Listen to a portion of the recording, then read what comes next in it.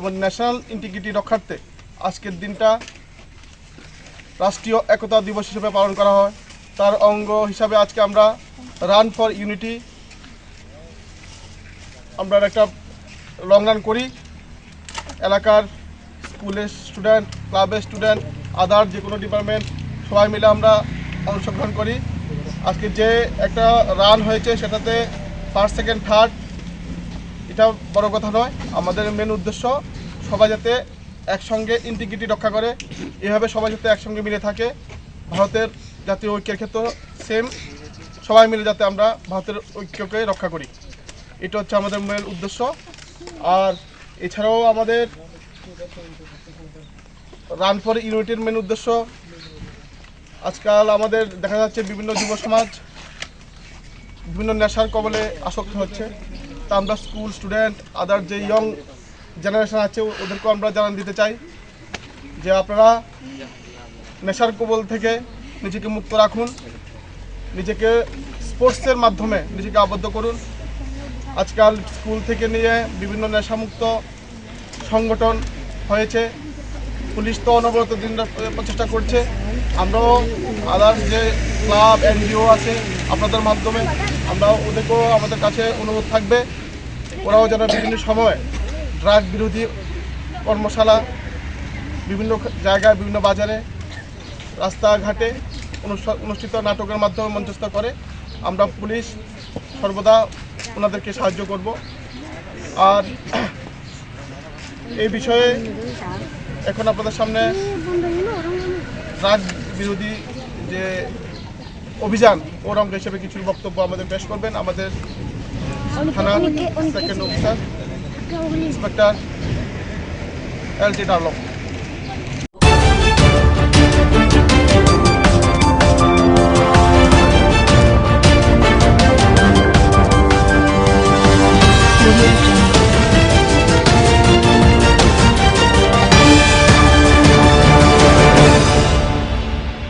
আমরা এখান থেকে একটা একতার দৌড় শুরু করব এবং আমাদের এখান থেকে যে রুটটা হবে এটা পাইতুর বাজার থেকে ঘুরে আমরা টাউনটাকে পরিক্রমা করে আবার এখানে এসে শেষ করব। যাই হোক, আমি আলোচনা দীর্ঘায়িত করব না, মঞ্চে উপবিষ্ট ব্যক্তিরা বলবেন। আমি সবাইকে ধন্যবাদ জানাচ্ছি আজকে এই অনুষ্ঠানে আমাদের সহযোগিতা করার জন্য এবং আগামী দিনে এই দৌড়, এই একতা আমাদের ভারতবর্ষে আরো সমৃদ্ধ হোক, এই আশা আকাঙ্ক্ষা রেখে সবাইকে ধন্যবাদ জানিয়ে আমি আমার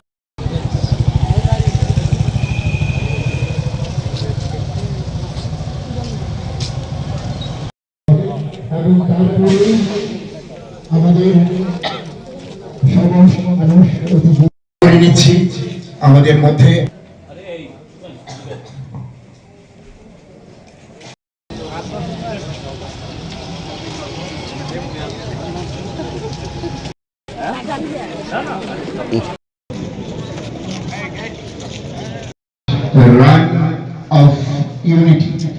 রান অফ ইউনিটি অর্থাৎ সরকার রান ফর ইউনিটি অর্থাৎ শহরের গরিব দুস্থদের কম্বল বিতরণ করে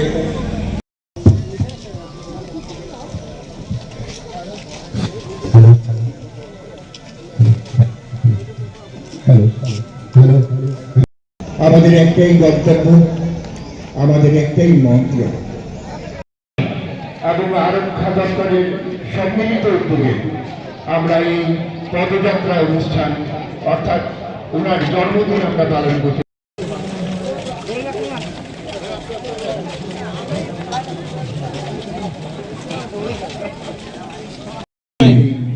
রাষ্ট্রীয় একতা দিবস অর্থাৎ পদযাত্রা আমরা শুরু করতে যাচ্ছি। আমরা আমন্ত্রণ জানাচ্ছি আমরা আমাদের খেলোয়াড় সহ আমরা এক ঝাঁক তরুণ তরুণী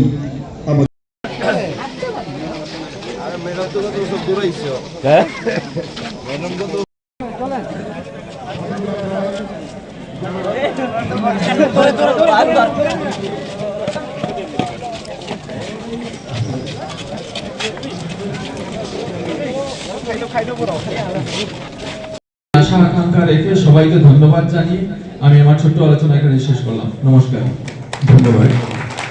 আমরা আজকের এই জন্মদিন আমরা পালন করব। আমরা অতিথিদের বরণ করে নিচ্ছি আজকের এই সুন্দর দিনে সুন্দর অনুষ্ঠানে। এবারে অতিথিরা আমাদের সামনে সারিতে থাকবেন জন্য সেই ঘোষণা করা হয়েছিল রাষ্ট্রীয় একতা দিবস। জানাচ্ছি আমাদের আজকের এই পদযাত্রা ডায়াসে আসন গ্রহণ করার জন্য।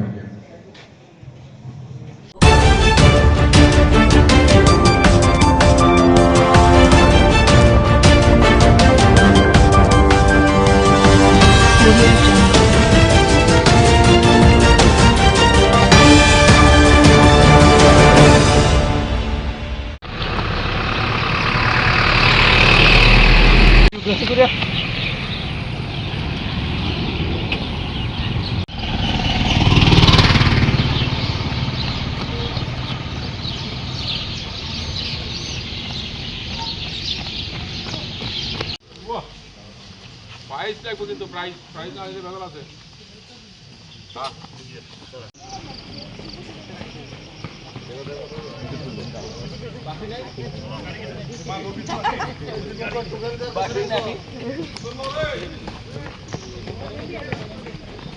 আগে তো নিয়ে বসার ফার করে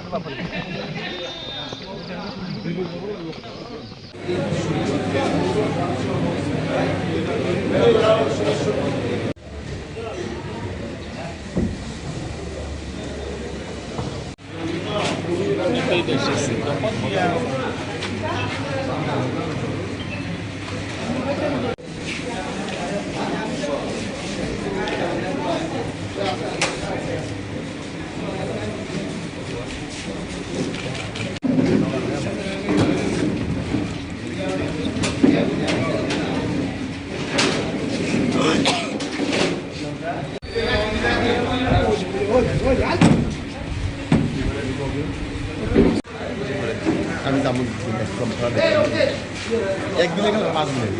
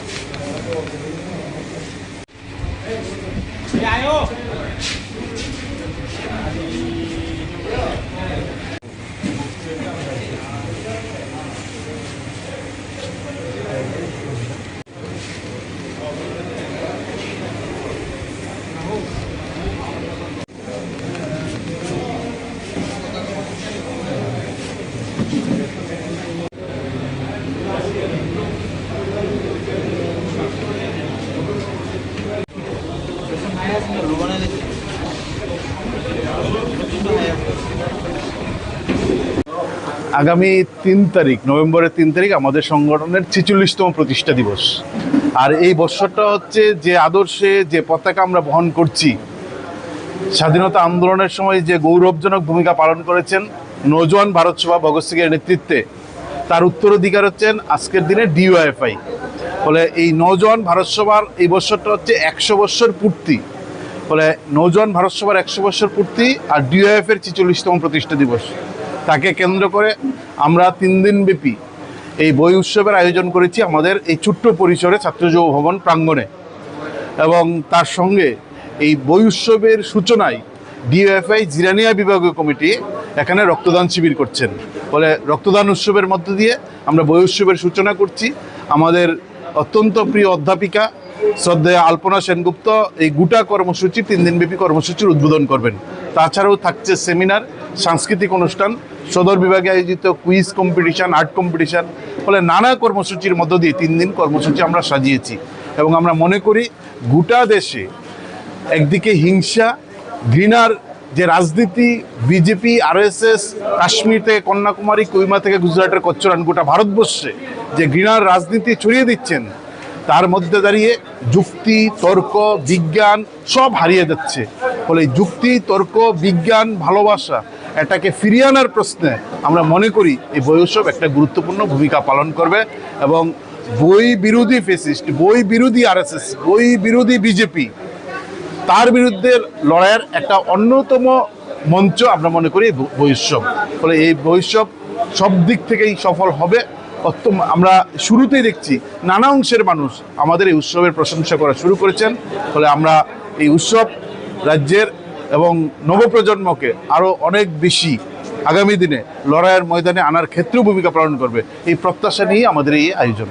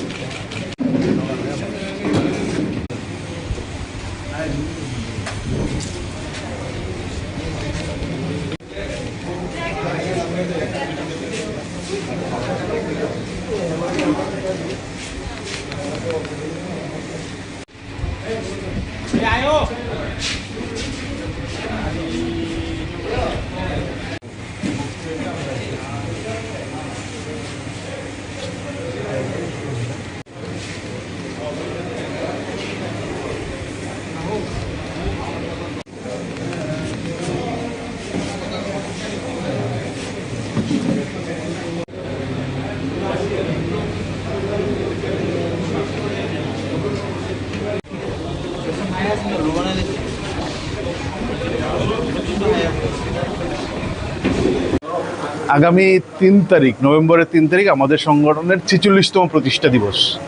আর এই বছরটা হচ্ছে যে আদর্শে যে পতাকা আমরা বহন করছি, স্বাধীনতা আন্দোলনের সময় যে গৌরবজনক ভূমিকা পালন করেছেন নওজোয়ান ভারত সভা ভগৎ সিংয়ের নেতৃত্বে, তার উত্তরাধিকার হচ্ছেন আজকের দিনে ডিওয়াইএফআই।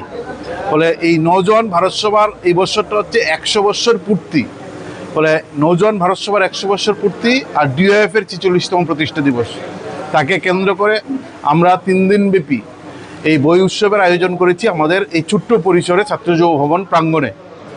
এবং তার সঙ্গে এই বই উৎসবের সূচনায় ডিওএফআই জিরানিয়া বিভাগীয় কমিটি এখানে রক্তদান শিবির করছেন। ফলে রক্তদান উৎসবের মধ্য দিয়ে আমরা বই উৎসবের সূচনা করছি। আমাদের অত্যন্ত প্রিয় অধ্যাপিকা শ্রদ্ধেয় আলপনা সেনগুপ্ত এই গোটা কর্মসূচি 3 দিনব্যাপী কর্মসূচির উদ্বোধন করবেন। তাছাড়াও থাকছে সেমিনার, সাংস্কৃতিক অনুষ্ঠান, সদর বিভাগে আয়োজিত কুইজ কম্পিটিশান, আর্ট কম্পিটিশান। ফলে নানা কর্মসূচির মধ্য দিয়ে 3 দিন কর্মসূচি আমরা সাজিয়েছি।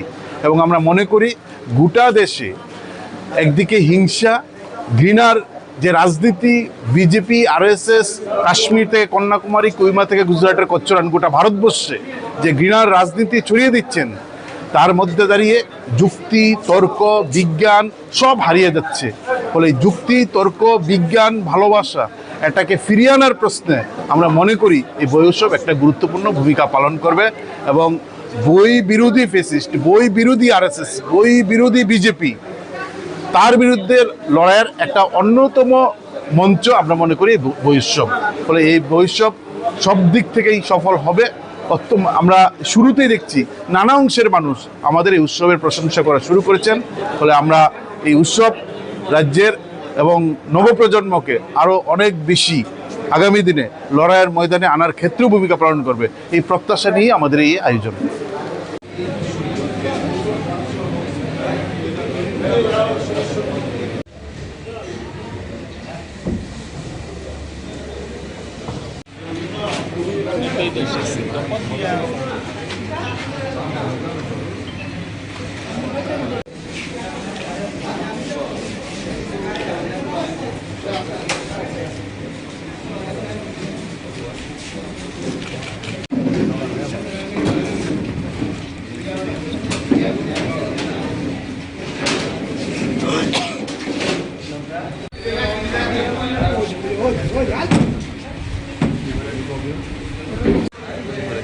আমি দাম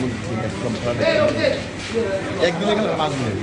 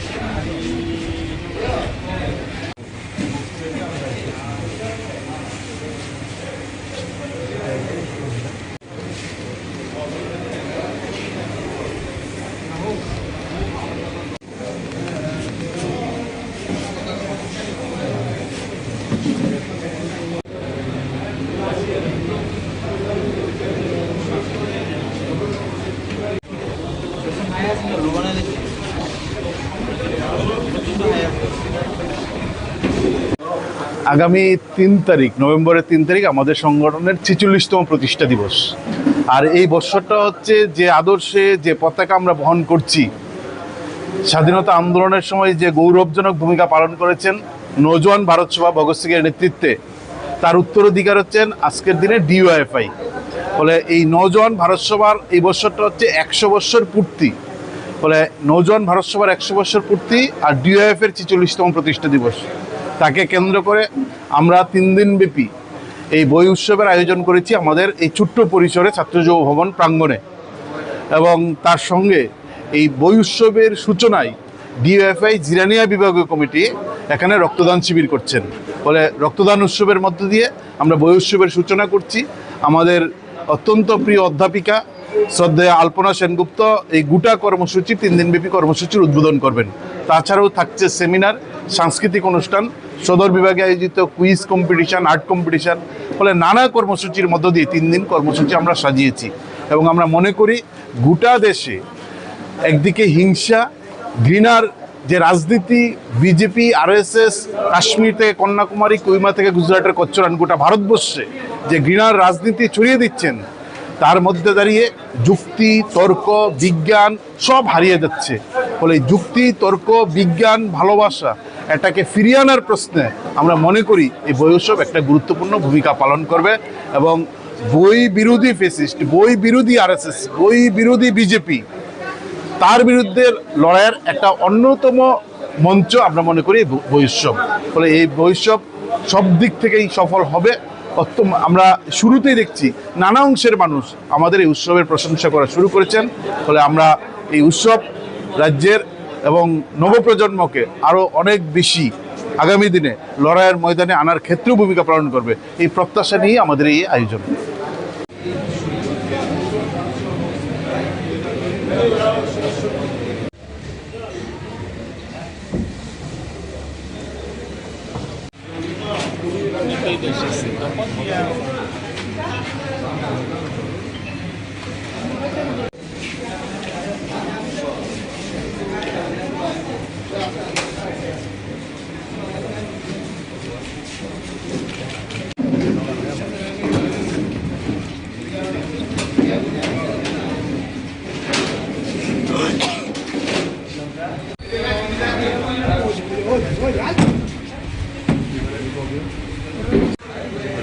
আমি দাম একদিনে গেলে 5 দিনে।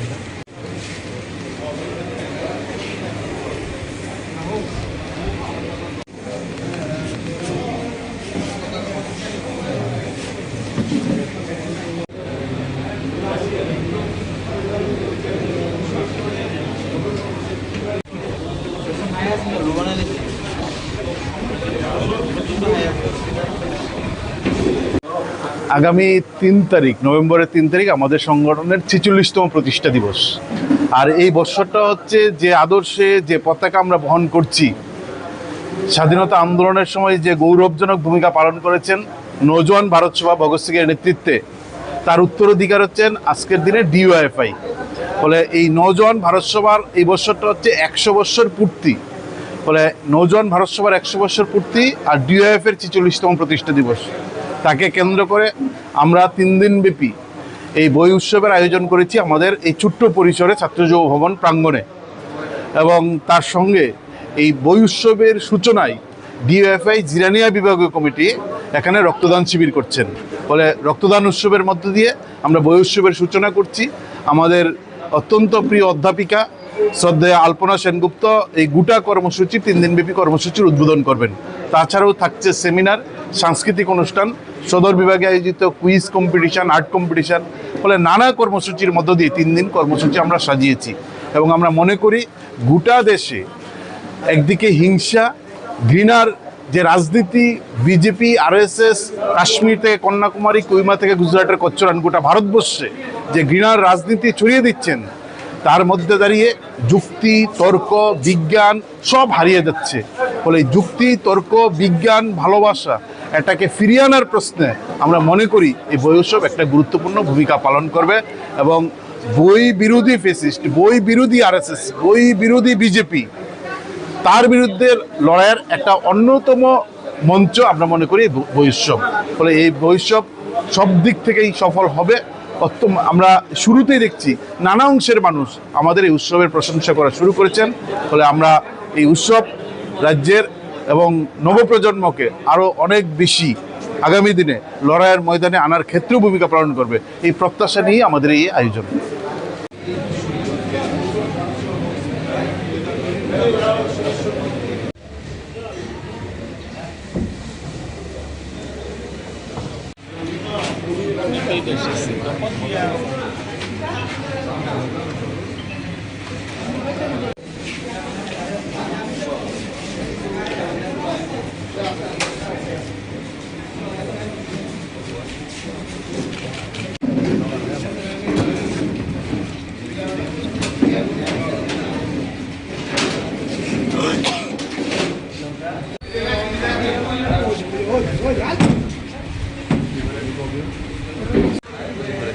আমি তেমন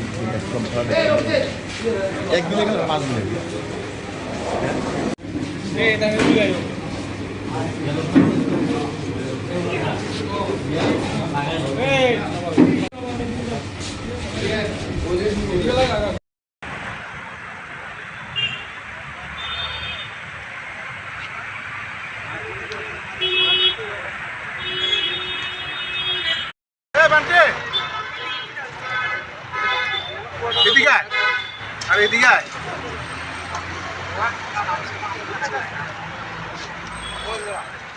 খবর ছিল যে এখানে একটা লোক পড়ে আছে, সেই অনুযায়ী আমরা আসলাম। এসে দেখলাম যে এই লিচু বাগানের মেন কোয়ার্টারের পাশে জঙ্গলের মধ্যে একজন লোক মৃত অবস্থায় আছে। আসলে তার একটা নাম পরিচয় পাওয়া যায়নি, দেখছি তার পরিচয় পাওয়া যায়। কীভাবে আপনারা খবর পেলেন যে মৃতদেহটি পাওয়া যায়? এখানে কিছু পথচারী দেখেছে, এদিকে থানা জানালো যে এখানে একটা লোক পড়ে আছে। প্রাথমিক তদন্তে মানে কি মনে হয় কীভাবে মৃত্যু হতে পারে? মনে হচ্ছে সে কোনো ধরনের এক্সটার্নাল ইঞ্জুরি দেখা যায়নি, কত অসুস্থতা বা অন্য কোনো কারণে হয়তো মারা গেছে মনে হলো। বডি থেকে কোনো ক্ষত চিহ্ন রয়েছে কি? এটা এক্সটার্নাল ইঞ্জুরি নয়, ঠিক পড়ে গিয়ে যারা ব্যথা মানে ইঞ্জুরি সেটা। যতটুকু জায়গায় গেছে মৃতদেহটি উল্টানো ছিল, তো এটা কীভাবে হয়তো বসতে গিয়েছিল বা উল্টে পড়ে গেছে মনে হচ্ছে। স্থানীয় লোকদের সঙ্গে মানে আপনার কোনো কথা হয়েছে মানে এই এলাকার নিয়ে? এখনও কেউ চিনতে পারেনি ওকে, আমরা ওকে দেখিয়েছি, চেষ্টা করছি আইডেন্টিফাই পাওয়ার জন্য। বয়সটা কত হবে আনুমানিক? অনেক 25-30 হবে।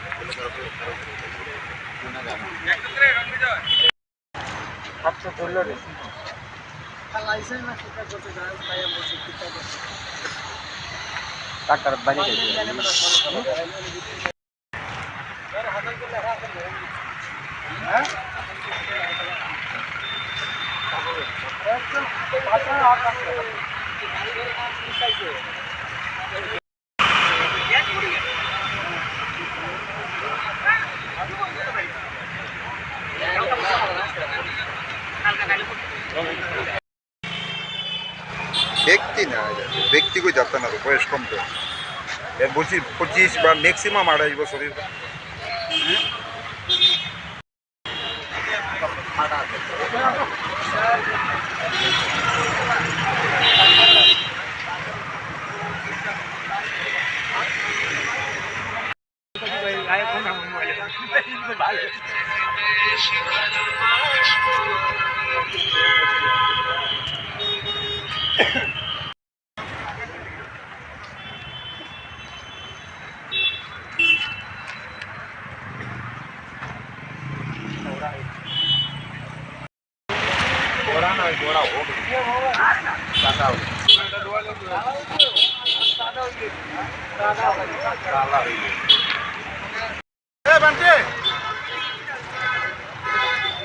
এদিকে আয়, আর এদিকে আয়।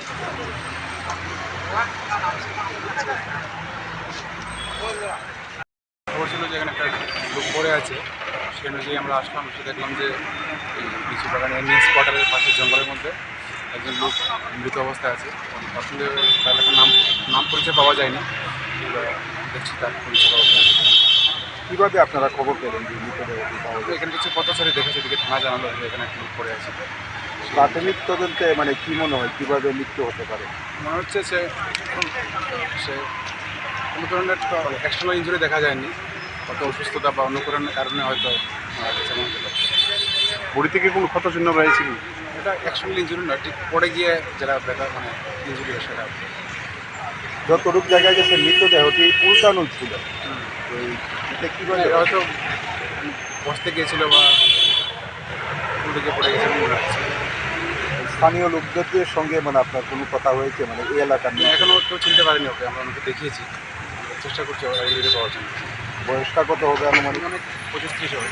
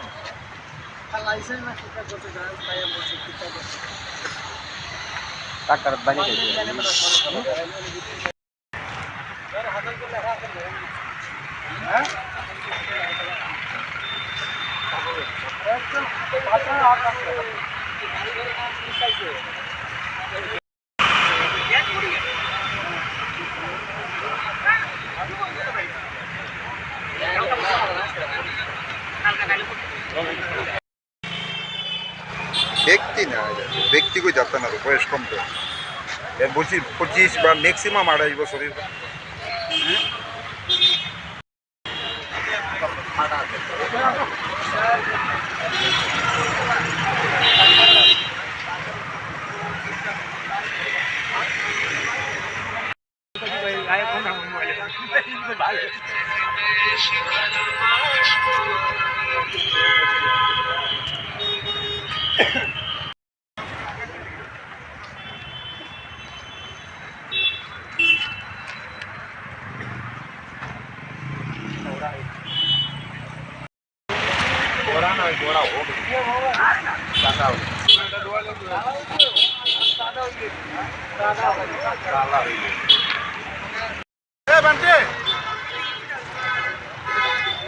এদিকে আয়, আর এদিকে আয়।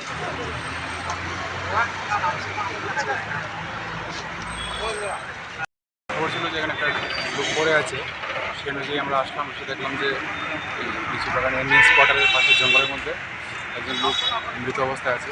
তার সঙ্গে তার এখন নাম পরিচয় পাওয়া যায়নি, এবার দেখছি তার পরিচয় পাওয়া যায়। কিভাবে আপনারা খবর পেলেন যে মৃতদেহটি পাওয়া যায়? এখানে কিছু পথচারী দেখেছে, এদিকে থানা জানালো যে এখানে একটা লোক পড়ে আছে। প্রাথমিক তদন্তে মানে কি মনে হয় কিভাবে মৃত্যু হতে পারে? মনে হচ্ছে সে কোনো ধরনের এক্সটার্নাল ইঞ্জুরি দেখা যায়নি, কত অসুস্থতা বা অন্য কোনো কারণে হয়তো মারা গেছে এমন হলো। বডি থেকে কোনো ক্ষত চিহ্ন রয়েছে কি? এটা এক্সটার্নাল ইঞ্জুরি নয়, ঠিক পড়ে গিয়ে যারা ব্যথা মানে ইঞ্জুরি হয় সেটা। যতটুক জায়গায় গেছে মৃতদেহটি উল্টানো ছিল, তো এটা কিভাবে? এরা হয়তো বসতে গিয়েছিল বা উল্টে গিয়ে পড়ে গেছে মনে হচ্ছে। স্থানীয় লোকদের সঙ্গে মানে আপনার কোনো কথা হয়েছে মানে এই এলাকার নিয়ে? এখনও কেউ চিনতে পারেনি ওকে, আমরা ওকে দেখিয়েছি, চেষ্টা করছি আইডেন্টি পাওয়ার জন্য। বয়সটা কত হবে আনুমানিক? অনেক 25-30 হবে।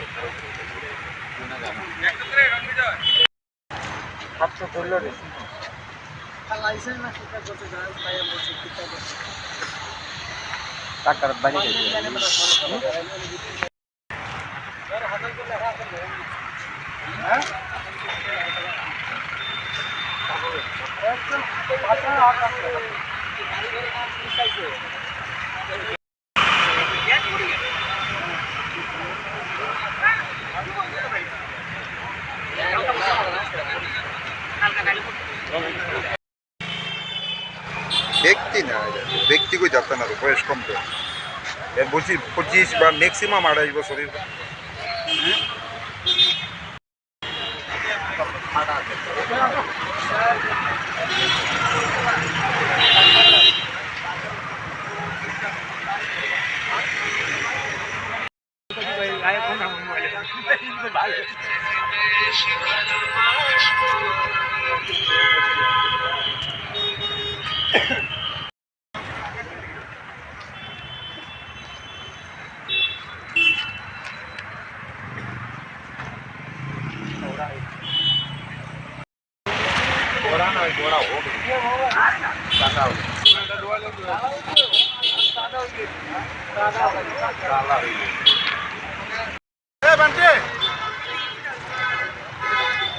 এদিকে আয়, আর এদিকে আয়।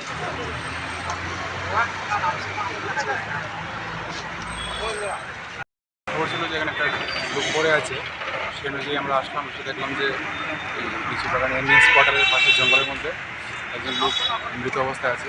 তার সঙ্গে তার এখন নাম পরিচয় পাওয়া যায়নি, এবার দেখছি তার পরিচয় পাওয়া যায়। কিভাবে আপনারা খবর পেলেন যে মৃতদেহটি পাওয়া যায়? এখানে কিছু পথচারী দেখেছে, এদিকে থানা জানালো যে এখানে একটা লোক পড়ে আছে। প্রাথমিক তদন্তে মানে কি মনে হয় কিভাবে মৃত্যু হতে পারে? মনে হচ্ছে সে কোনো ধরনের এক্সটার্নাল ইঞ্জুরি দেখা যায়নি, কত অসুস্থতা বা অন্য কোনো কারণে হয়তো মারা গেছে এমন হলো। বডি থেকে কোনো ক্ষত চিহ্ন রয়েছে কি? এটা এক্সটার্নাল ইঞ্জুরি নয়, ঠিক পড়ে গিয়ে যারা ব্যথা মানে ইঞ্জুরি হয় সেটা। যতটুক জায়গায় গেছে মৃতদেহটি উল্টানো ছিল, তো এটা কিভাবে? এরা হয়তো বসতে গিয়েছিল বা উল্টে গিয়ে পড়ে গেছে মনে হচ্ছে। স্থানীয় লোকদের সঙ্গে মানে আপনার কোনো কথা হয়েছে মানে এই এলাকার নিয়ে? এখনও কেউ চিনতে পারেনি ওকে, আমরা ওকে দেখিয়েছি, চেষ্টা করছি আইডেন্টি পাওয়ার জন্য। বয়সটা কত হবে আনুমানিক? অনেক 25-30 হবে।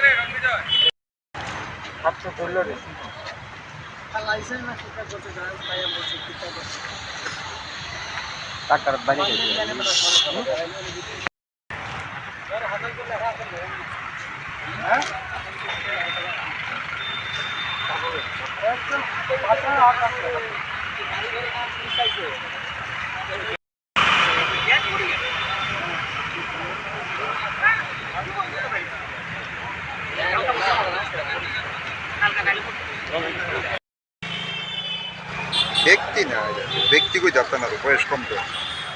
বলছি 25 বা ম্যাক্সিমাম 28 বছরের।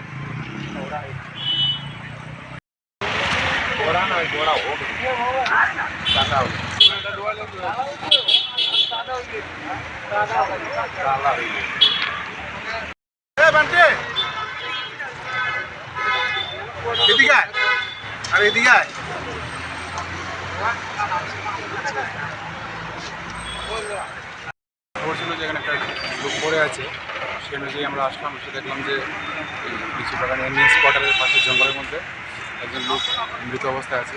তার সঙ্গে তার একটা নাম পরিচয় পাওয়া যায়নি, দেখছি তার পরিচয় পাওয়া যায়।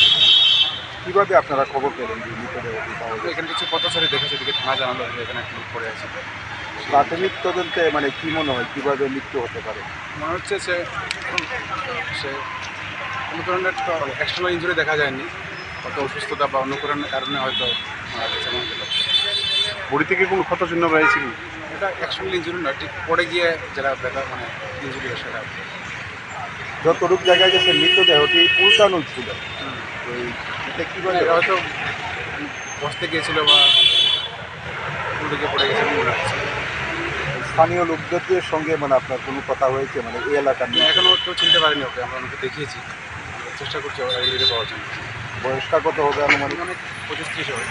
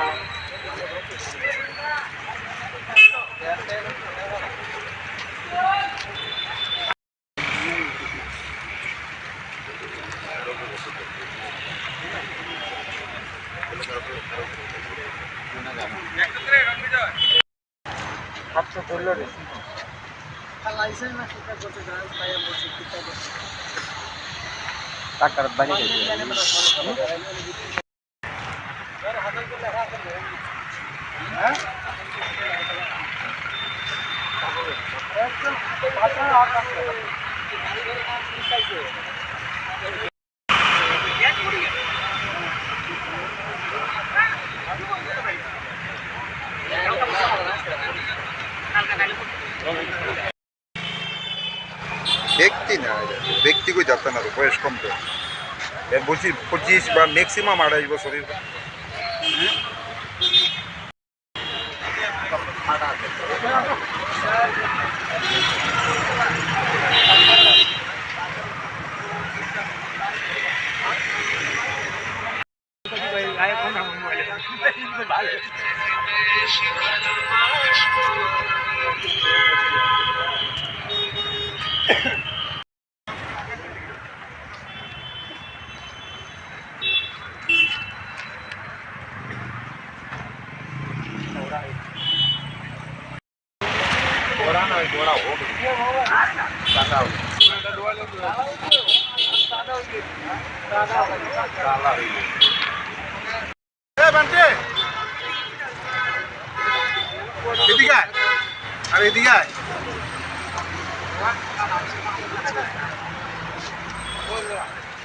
খবর ছিল যে এখানে একটা লোক পড়ে আছে, সেই অনুযায়ী আমরা আসলাম, এসে দেখলাম যে এই লিচু বাগানে এমনি কোয়ার্টারের পাশে জঙ্গলের মধ্যে একজন লোক মৃত অবস্থায় আছে।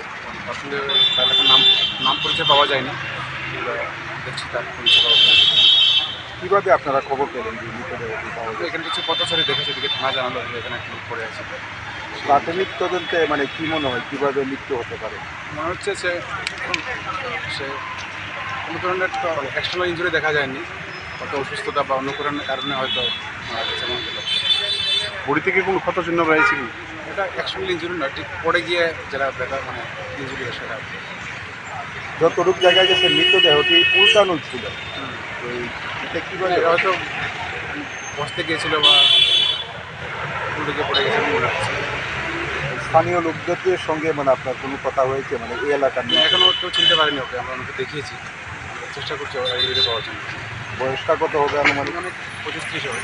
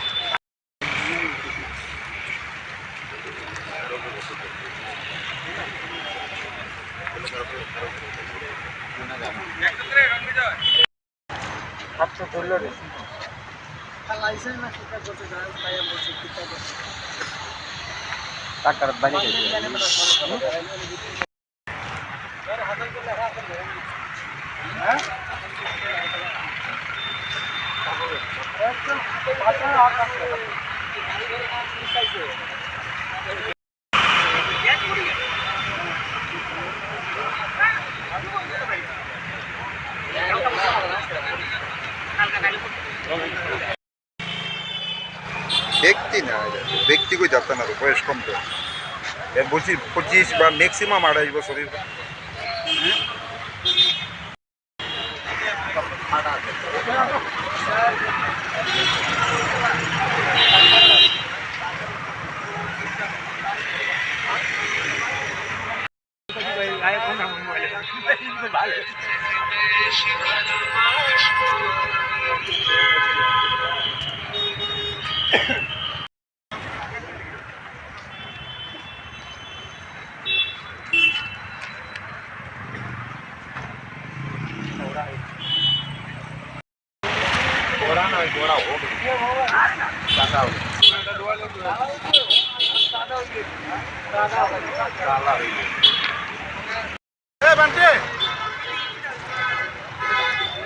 এদিকে আয়, আর এদিকে আয়।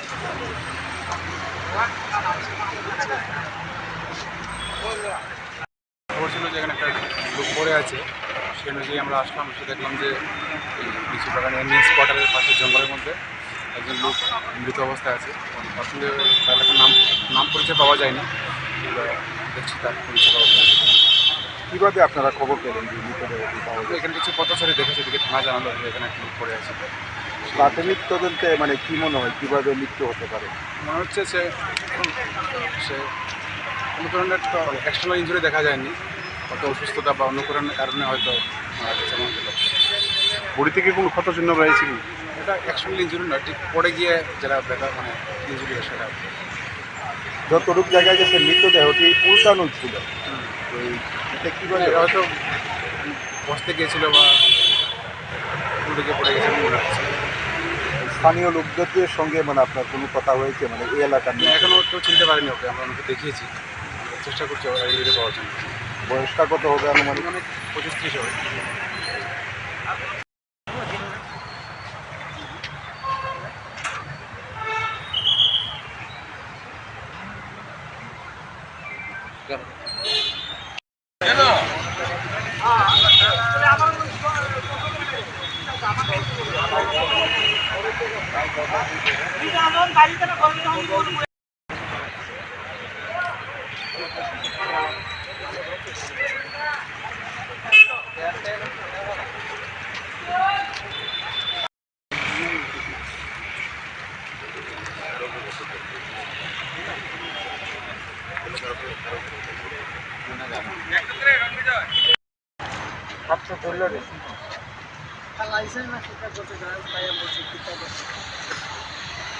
টাকার বাইরে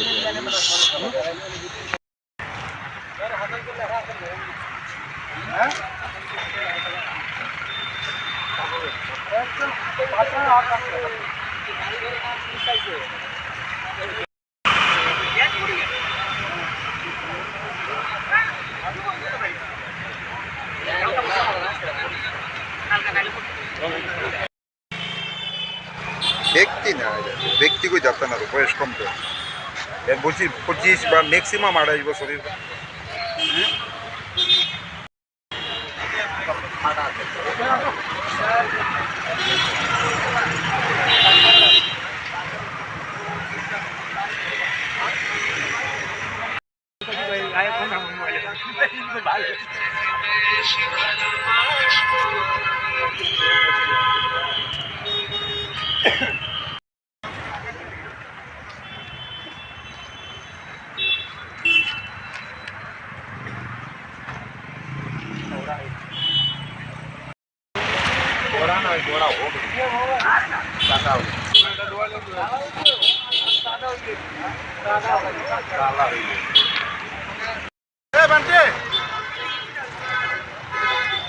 এদিকে আয়, আর এদিকে আয়।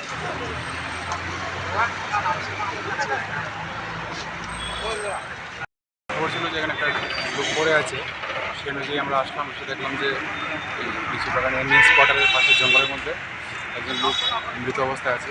তার সঙ্গে তার একটা নাম পরিচয় পাওয়া যায়নি, এবার দেখছি তার পরিচয় পাওয়া যায়। কিভাবে আপনারা খবর পেলেন যে মৃতদেহটি পাওয়া যায়? এখানে কিছু পথচারী দেখেছে, এদিকে থানা জানালো যে এখানে একটা লোক পড়ে আছে। প্রাথমিক তদন্তে মানে কি মনে হয় কিভাবে মৃত্যু হতে পারে? মনে হচ্ছে সে কোনো ধরনের এক্সটার্নাল ইঞ্জুরি দেখা যায়নি, হয়তো অসুস্থতা বা অন্য কোনো কারণে হয়তো মারা গেছে মনে হলো। বডি থেকে কোনো ক্ষত চিহ্ন রয়েছে কি? এটা এক্সটার্নাল ইঞ্জুরি না, ঠিক পড়ে গিয়ে যারা ব্যথা মানে ইঞ্জুরি হয় সেটা। যতটুকু জায়গায় গেছে মৃতদেহটি উল্টানো ছিল, তো এটা কীভাবে হয়তো বসতে গিয়েছিল বা উড়ে পড়ে গেছে মনে হচ্ছে। স্থানীয় লোকদের সঙ্গে মানে আপনার কোনো কথা হয়েছে মানে এই এলাকার নিয়ে? এখনও কেউ চিনতে পারেনি ওকে, আমরা ওকে দেখিয়েছি, চেষ্টা করছি ওরা আইডেন্টি পাওয়ার জন্য। বয়সটা কত হবে আনুমানিক? অনেক 25-30 হবে।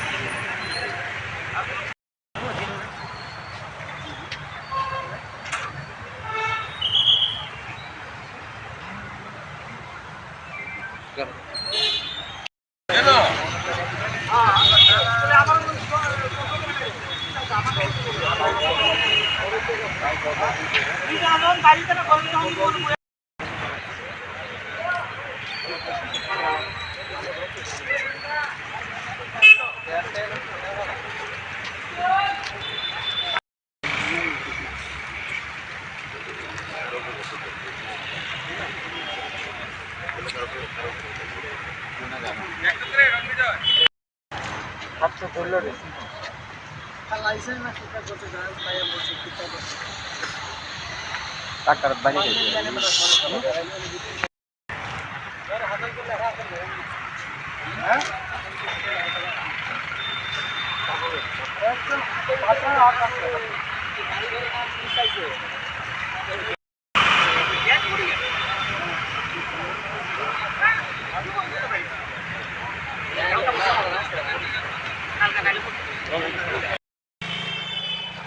ব্যক্তি না ব্যক্তি কই যাত্রা না তো বয়স কম তো এর বলছি 25 বা ম্যাক্সিমাম 28 বছরের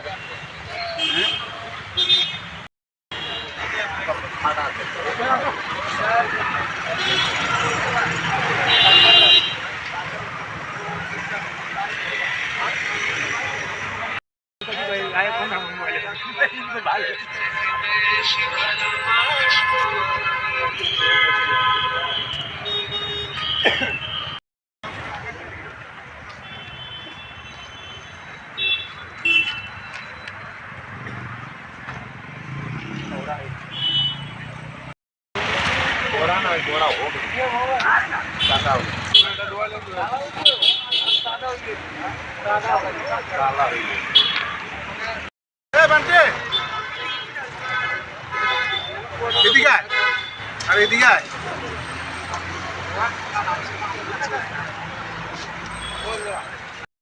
ছিল যে এখানে একটা লোক পড়ে আছে, সেই অনুযায়ী আমরা আসলাম, এসে দেখলাম যে এই লিচু বাগানে এনএস কোয়ার্টারের পাশে জঙ্গলের মধ্যে একজন লোক মৃত অবস্থায় আছে।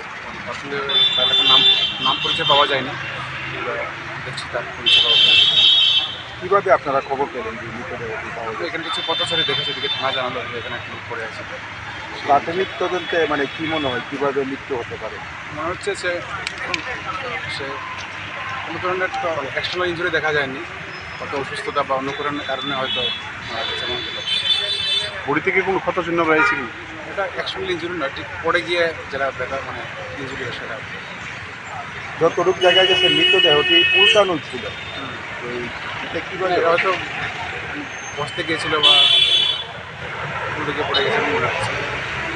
স্থানীয় লোকদের সঙ্গে মানে আপনার কোনো কথা হয়েছে মানে এই এলাকার নিয়ে? এখনও কেউ চিনতে পারেনি ওকে, আমরা ওকে দেখিয়েছি, চেষ্টা করছি আইডেন্টি পাওয়ার জন্য। বয়সটা কত হবে আনুমানিক? অনেক 25-30 হবে।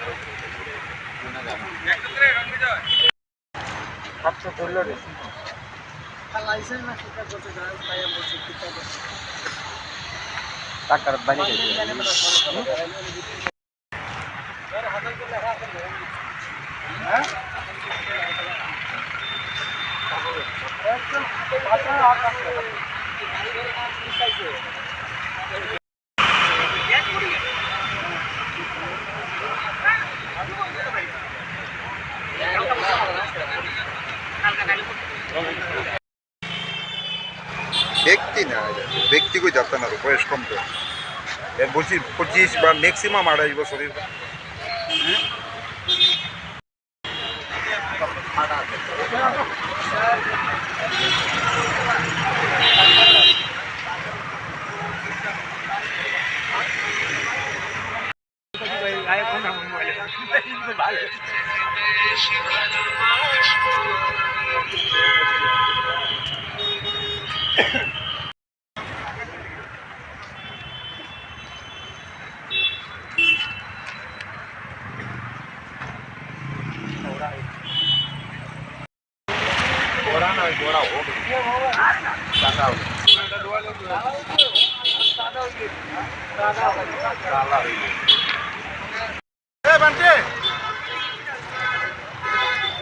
এদিকে আয়, আর এদিকে আয়।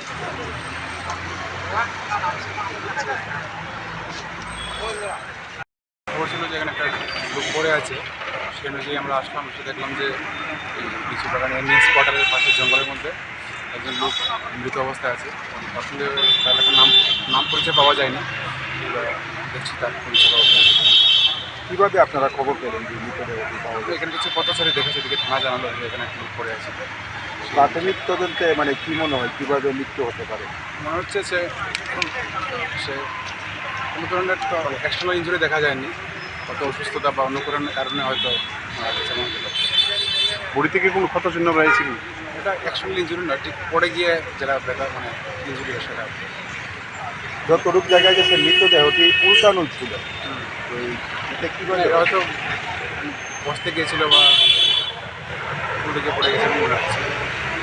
স্থানীয় লোকদের সঙ্গে মানে আপনার কোনো কথা হয়েছে মানে এই এলাকার নিয়ে? এখনও কেউ চিনতে পারেনি ওকে, আমরা ওকে দেখিয়েছি, চেষ্টা করছি আইডেন্টি পাওয়ার জন্য।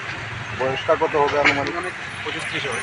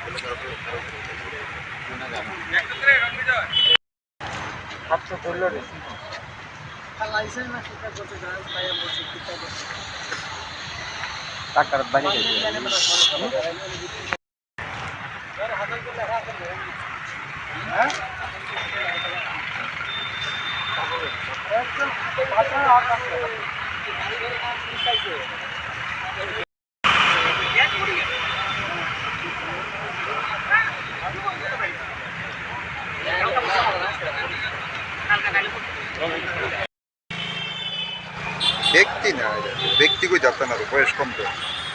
এর বলছি 25 বা ম্যাক্সিমাম 28 বছরের।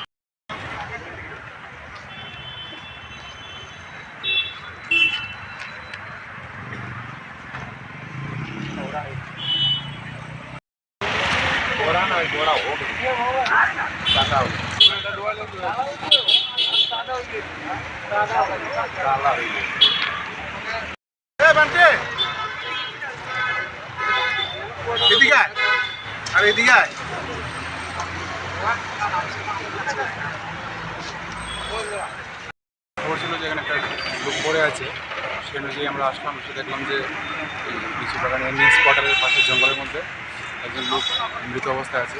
পছন্দের তার এখন নাম পরিচয় পাওয়া যায়নি, দেখছি তার পরিচয় পাওয়া যায়।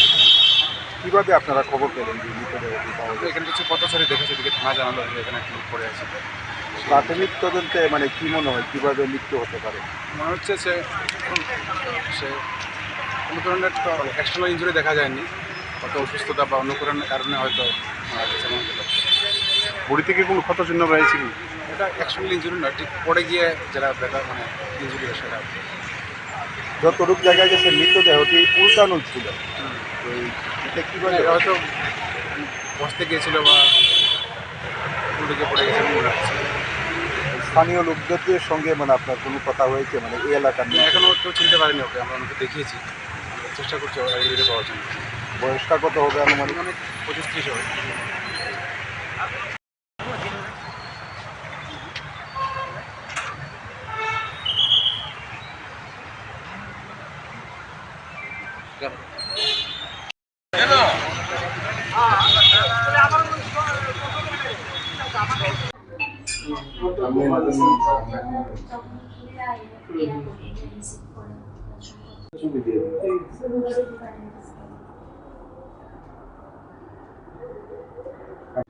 এদিকে আমার কারাটে করতে আসে, দেন আমি ওকে সেলফ ডিফেন্স করবো সরিয়ে দেওয়ার পরে আমি আমার ঘরে আমার ঠাম্মাকে আগে পিটতাম। তো আমার বাবা বলেছে যে তোকে এখানে পিটতে হবে না, তোকে আমি ভর্তি করিয়ে দেবো। তো এর জন্য আমি এখানে গিয়ে করছি। স্বপ্ন কি তোমার? স্বপ্ন আমার এখানে 2036 ইন্ডিয়ান অলিম্পিক্স হবে, ওখানে গিয়ে গোল্ড মেডেল নিয়ে আসা। প্র্যাকটিস কিরকম চলছে? ভালো। কত ঘন্টা প্র্যাকটিস করো? 2 ঘন্টা।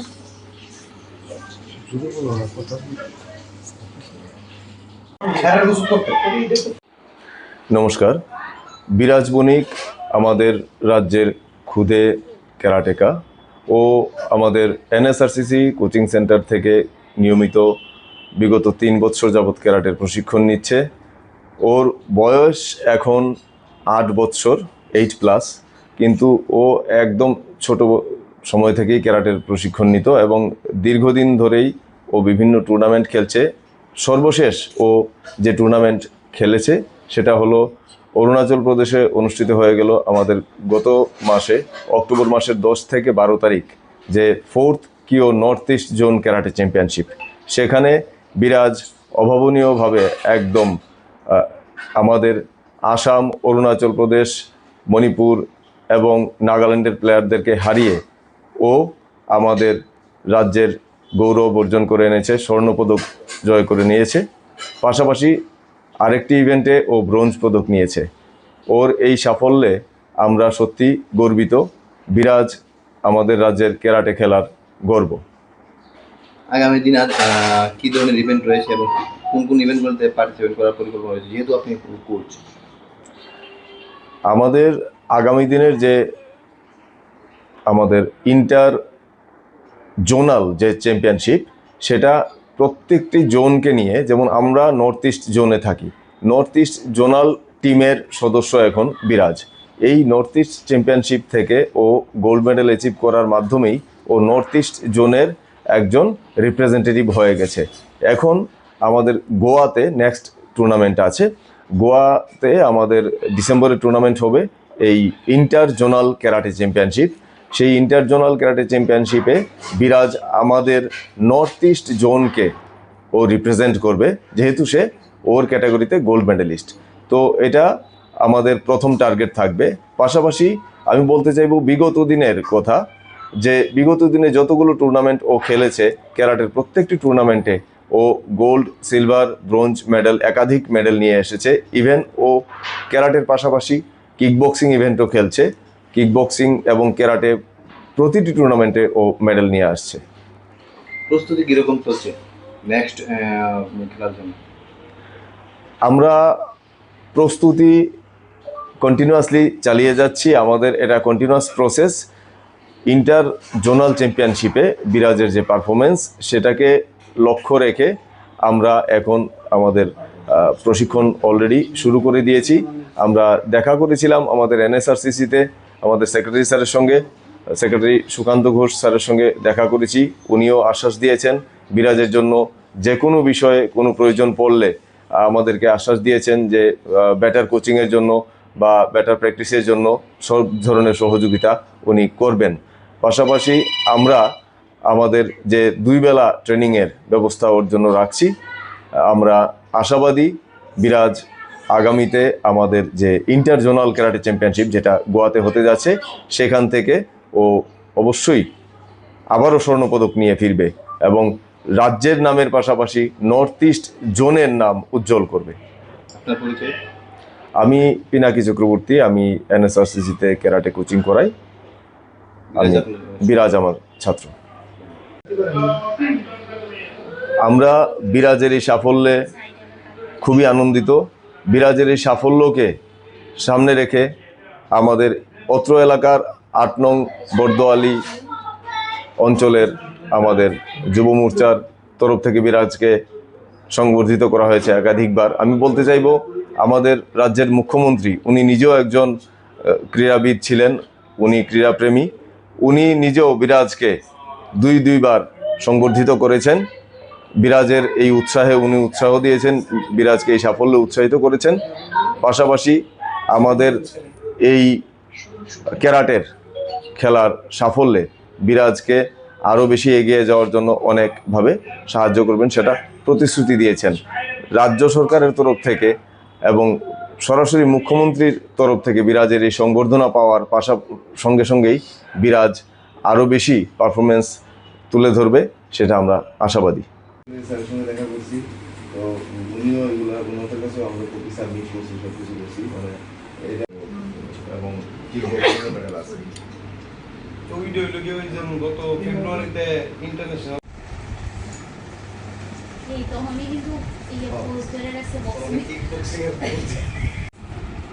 আঙ্কেল এদিকে ঘুরাও একটু।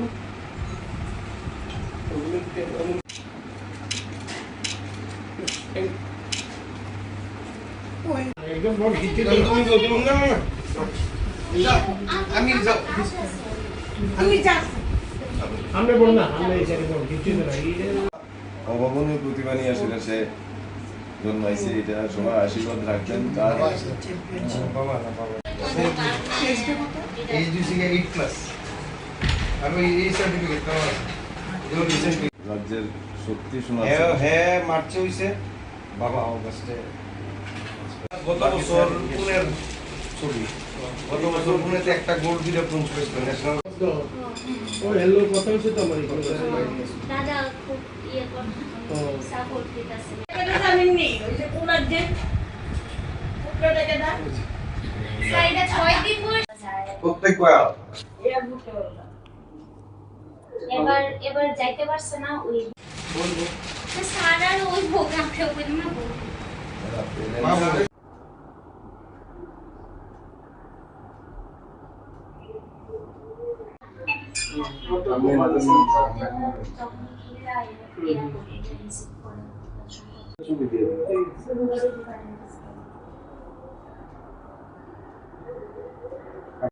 এদিকে আমার কারাটে করতে আসে দেন আমি ওকে সেলফ ডিফেন্স করবো সরিয়ে দেওয়ার পরে আমি আমার ঘরে আমার ঠাম্মাকে আগে পিটতাম। তো আমার বাবা বলেছে যে তোকে এখানে পিটতে হবে না, তোকে আমি ভর্তি করিয়ে দেবো। তো এর জন্য আমি এখানে গিয়ে করছি।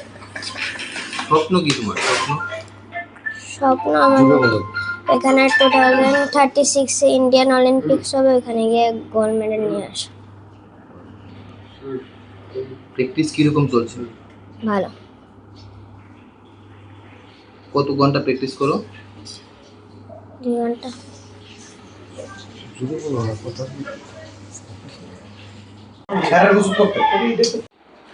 নমস্কার, বিরাজ বণিক আমাদের রাজ্যের খুদে ক্যারাটেকা ও আমাদের এনএসআরসিসি কোচিং সেন্টার থেকে নিয়মিত বিগত 3 বছর যাবৎ ক্যারাটের প্রশিক্ষণ নিচ্ছে। ওর বয়স এখন 8 বছর, 8+, কিন্তু ও একদম ছোট সময় থেকেই ক্যারাটের প্রশিক্ষণ নিত এবং দীর্ঘদিন ধরেই ও বিভিন্ন টুর্নামেন্ট খেলছে। সর্বশেষ ও যে টুর্নামেন্ট খেলেছে সেটা হলো অরুণাচল প্রদেশে অনুষ্ঠিত হয়ে গেল আমাদের গত মাসে অক্টোবর মাসের 10 থেকে 12 তারিখ, যে 4th কিও north east zone karate championship. সেখানে বিরাজ অভাবনীয়ভাবে একদম আমাদের আসাম, অরুণাচল প্রদেশ, মণিপুর এবং নাগাল্যান্ডের প্লেয়ারদেরকে হারিয়ে ও আমাদের রাজ্যের গৌরব অর্জন করে এনেছে, স্বর্ণপদক জয় করে নিয়েছে। পাশাপাশি আরেকটি ইভেন্ট এই দুইজনের আজকে চিন্তাই করতে হয়েছে। 10 জনের টিলার মধ্যে 2টা বান্ধা হয়েছে, মহিলারা বাঁধছে 2টা 10 জনের টিলার মধ্যে। হ্যাঁ, মদ খাইয়া ট্যাং হয়ে যাইছে অভিলাষ সিংহা। আমরা আইসি 2টা সবাই একলসে পুলিশ প্রশাসনের ফোন করছে, তারা আয়োগ তারা আইলে কি দেখা যাক পুলিশ প্রশাসনের দেওয়া হইব।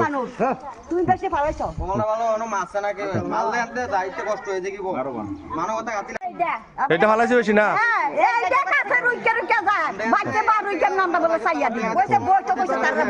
তারা প্রথম গেছে গিয়েছে, তারা অতিরিক্ত হইয়াল্লা করে, মানে তারা কাগজ দিয়ে লাইতো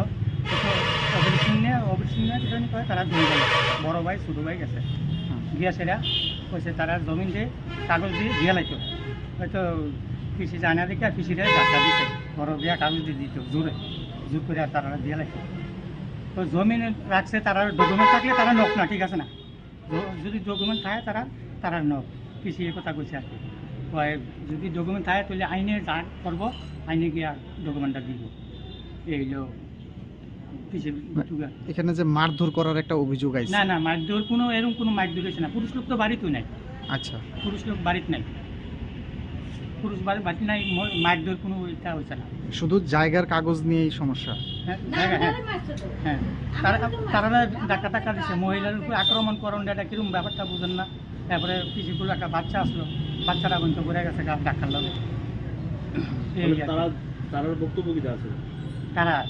তারা বক্তব্য হচ্ছে মানে কাগজটা দিয়ে লাগতো, হ্যাঁ জায়গাটা হচ্ছে তারা রেডুর থেকে কিনে হয়েছে জায়গাটা। আমার মামা। নাম কি? মামার নাম হচ্ছে লাকতালি। লাকতালি কিনছে কিনে নেয়, এটা কাগজপত্র সব আছে, ডকুমেন্ট আছে। তো তারা চায় অঙ্কা জোর করে তারা লইতো। এরপরে তারা কয় কৃষি কইছে প্রশাসনের থেকে দরকার হলে আপনারা প্রশাসনের যদি চিন্তা করেন তাহলে করেন, কইরা যদি আমরা ডকুমেন্ট দেখাইতে পারেন তাহলে ডকুমেন্ট নিকান, জায়গা নিকান। তারা দুজনে বান্ধা হয়েছে গেলে?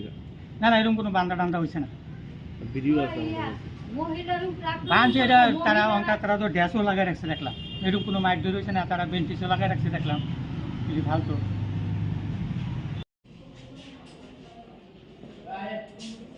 আমরা জমির ধান আনতে গেছি, ওইখানে তারা দাওয়াতেই তারা হিন্দু মুসলিমের একটা ইয়ে করছে, তারা দুনু ভাইয়ের আমার দুনু ছেলের অভিষেক বড়জনের নাম আর ছোটজনের নাম হচ্ছে অভিলাষ সিংহ।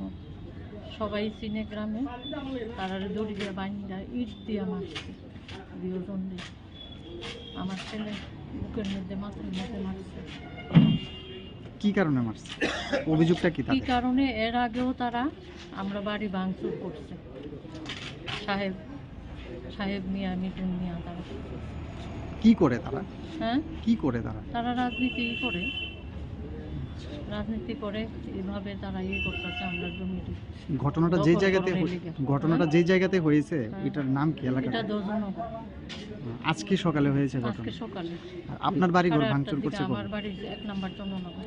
আজকের ঘটনাটা কি নিয়ে হয়েছে? আমি আজকে ধান আনতে গেছে, বাগিদারে মারা দিছে। ধানটা বিক্রি করে দিব, ওর সামনে থেকে মাপামাপি করে দিলাম। তাই ফোন করে নিচ্ছে, তারাই ফোন করে নিচ্ছে, নিয়ে আসেরা গেছে পরে তারা আটকে রেখা হিন্দু আইসো সেখানে মুসলিমের লাইনটা রেখা তারা মাস। তারা এখন কোথায়? প্রশাসনের কাছে। আপনার ছেলে কোথায়? আমার ছেলে থানা দিওজনে চালা। ডাক্তারকে দেখানো হয়েছে? হ্যাঁ, ডাক্তার দেখানো। এখন কি আপনারা মামলা করছেন? হ্যাঁ, মামলা করছি। আপনি নিজে একজন পঞ্চায়েত প্রতিনিধি ছিলেন, হ্যাঁ। আপনার 2 ছেলেকে মারধর করা হয়েছে, কি বলবেন এটা নিয়ে? আমি তো এটা বিচার চাই প্রশাসনের কাছে।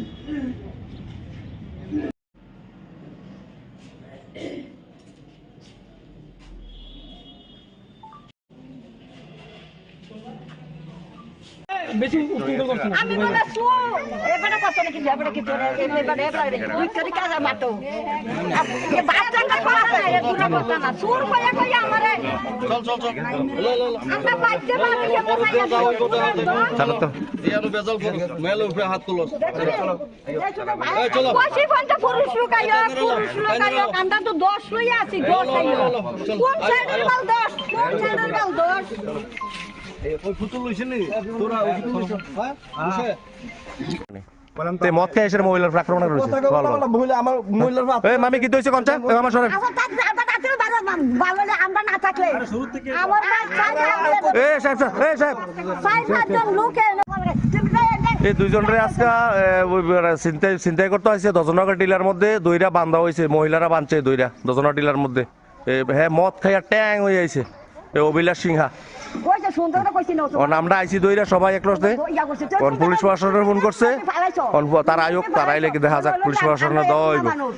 তুমি বেশি ফালাইছো বলনা ভালো ono মাছ নাকি মাল দেনতে যাইতে কষ্ট হয়ে যাইবো মানবতা গাতি এটা ফালাইছে বেশি না। এইটা কাছে রুইকে যায় বাচ্চা বা রুইকের নামটা বলে সাইয়া দিই কইছে বইতো কইছে তারা প্রথম গেছে গিয়েছে তারা অতিরিক্ত হইয়ালা করে, মানে তারা কাগজ দিয়ে লাইতো তারা দুই ভাই বড় ভাই ছোট ভাই গেছে গিয়া সেরা কইছে তারা জমিন দিয়ে কাগজ দিয়ে দিয়ে লাইতো, হয়তো কৃষি যায় না দেখে কৃষিটা ধাক্কা দিচ্ছে, বড় দিয়া কাগজ দিয়ে দিত জোর করে তারা দিয়ে লাইতো। তো জমিন রাখছে, তারা ডকুমেন্ট থাকলে তারা নক না, ঠিক আছে না? যদি ডকুমেন্ট থাকে তারা নক, কৃষি কথা কইছে আর কি। যদি ডকুমেন্ট থাকে তাহলে আইনে যা করবো, আইনে গিয়া ডকুমেন্টটা দিব। এইগুলো এখানে যে মারধর করার একটা অভিযোগ আছে? না মারধর কোনো এরকম কোনো মারধর হয়েছে না। পুরুষ লোক তো বাড়িতেও নাই। আচ্ছা, পুরুষ লোক বাড়িতে নাই, পুরুষ বাড়িতে নাই, মারধর কোনো এটা হয়েছে না। শুধু জায়গার কাগজ নিয়েই সমস্যা? হ্যাঁ, তারা টাকা দিচ্ছে, মহিলার উপর আক্রমণ করণ, এটা কিরকম ব্যাপারটা বুঝেন না। তারপরে কিছুগুলো একটা বাচ্চা আসলো, বাচ্চারা বন্ধ করে গেছে ডাক্তার লোক। তার বক্তব্য কি আছে?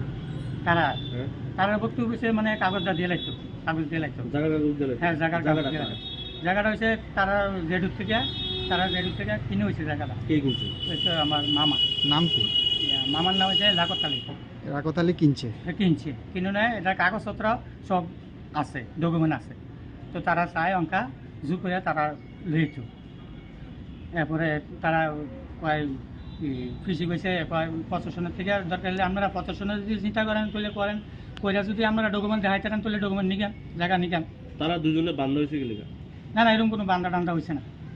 ভিডিও আছে বাঁধছে এটা তারা অঙ্কা, তারা তো ড্যাসও লাগাই রাখছে দেখলাম, এরকম কোনো মাইক ধরে হয়েছে না, তারা বেঞ্চিসও লাগাই রাখছে দেখলাম। যদি ভালো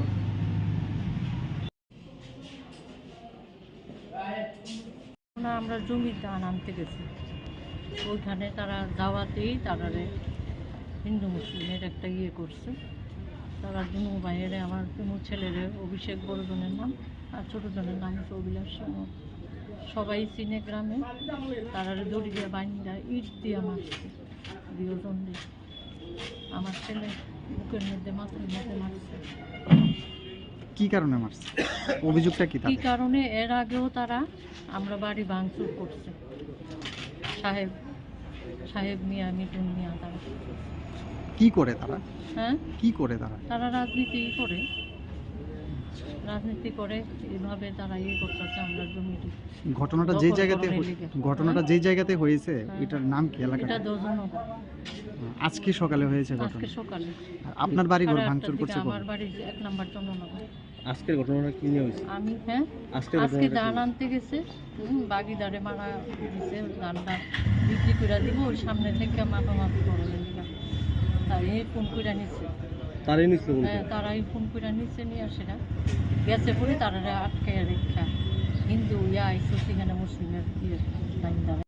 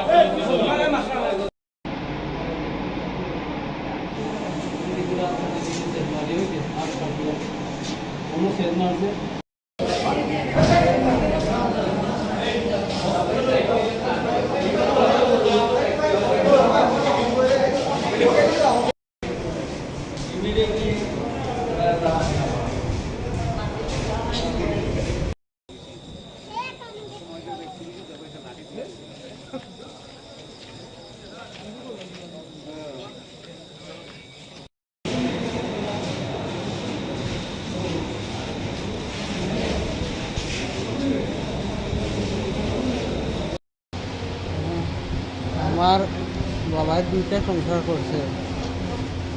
আমার ভাই 2টা এখানে থাকে শহরে। কোন জায়গা? ওই সন্তোল শহরে আর দুপুরবেলা আমার সৎমাদেন তাইনে ফোন করছে, বাবারে তুমি একটু আইও, আমার বড় ফুলায় একটা মাইয়ার লগে কিতা সম্পর্ক আছে মনে হয় তারা, হেও পাগল মাইয়াও পাগল, তুমি একটু আইয়া একটা বুদ্ধি দিয়া দাও, মানে আমি কিতা করতাম। আমি বলছি আমি জুম্মার পরে বিকালে যাইম, দিয়া একটা পরামর্শ যুক্তি একটা দিয়ে আইম কিতা করতে। ও আমি গেছি, যাওয়ার পরে তারার লোকে বইয়া মারতে মারতে সন্ধ্যা হয়ে গেছে। এই ফাঁকে দিয়ে ওখানে আমার ভাই যে হে আর মাইয়া কোনখানো তারার মনে হয় আগের থেকে কোনো প্লেন আছে আমি জানি না, কিচ্ছু জানি না তারা কই গেছে না গেছে। ভাইয়ের নাম কি? জায়ফর আলী। জায়ফর আলী। আর মেয়ের নাম কি?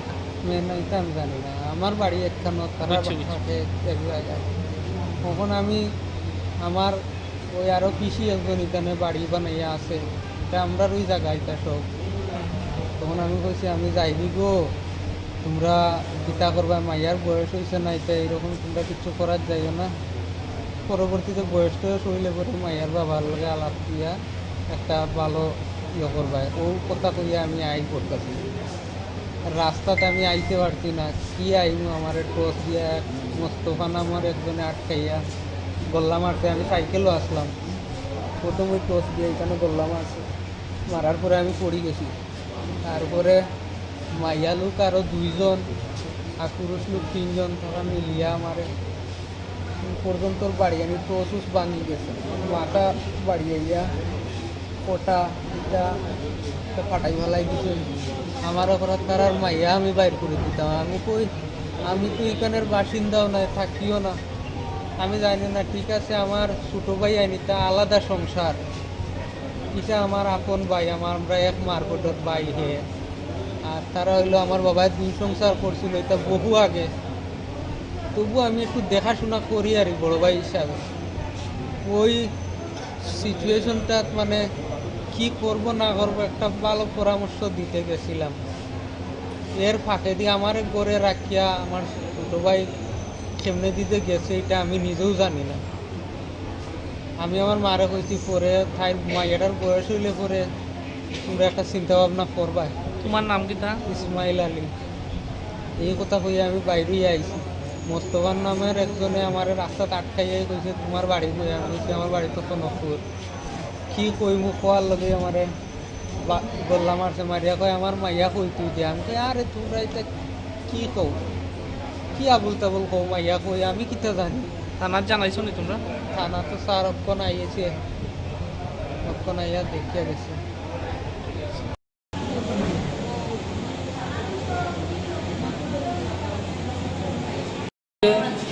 আমার মাইয়াটা লইয়া তারা 8-10 জন আইয়া লইয়া গেছে। 1 নম্বর মুজাহিদ আলী, মোবারক আলী, আকাশ আলী, আকাশ না এই সুলতাই আলী, আর ওই পুরা কি আইছে মোবারকর পুরা দুইটা, শরীফ আলী আর হানিফ আলী। আর পাইলে গিয়ে কেন মোবারক মুজাহিদ, আর ওই কোনো থেকে আইছে তার নামটা হইলে ইসমাইল আলী আর জায়ফর আলী। জায়ফরে আমার মাইয়াটা এখন মেয়ে কই আছে আপনার? এখন লইয়া গেছে 17 বছর মাইয়াটা। এখন তারা কি কারোর লোকে মানে কিটা করছে তারার লগে আপনার? ওই মানে দোরা পাকড়া করতে গিয়ে মাইয়াটা জবরদস্তি করে লইয়া সম্পূর্ণ দোরা পাকড়া করতে গিয়ে তারপরে দাদি ছেলে দিয়ে গেছে গিয়া লাঠি দিয়ে রক্ত ঘুরিয়া। কয়জন আহত? 2 জন আহত। মহিলা নি বাড়ির? কিতা নাম তারা? একজনের নাম হলো জয়তুন্নেসা আর একজনের নাম আপিয়া। মহিলার কিতা তারা? মেয়ের কিতা? মেয়ের মা একজন আর পিসি একজন। আপনি থানাতে কোনো কেস করছেন নি? না, থানাতে আগে একবার ইনফরমেশন দিয়ে রাখছি, প্লাস আজকে তারা এরকম ঘটনা করছে বেঙ্গলোর থেকে। বেঙ্গলোর থেকে আইছে? এখন তারা কই আছে? তখন তারা লইয়া পাই গেছে, মানে কোন দিকে গেছে আমি পাইতেছি না। সার তারা হয়ে করছে, ম্যাডামও আইছে, স্যারও আইছে। এখন আপনি কি চান? এখন এটা আইনের শাসনে মানে তার শাস্তি হয়েছে ইয়ে করছে।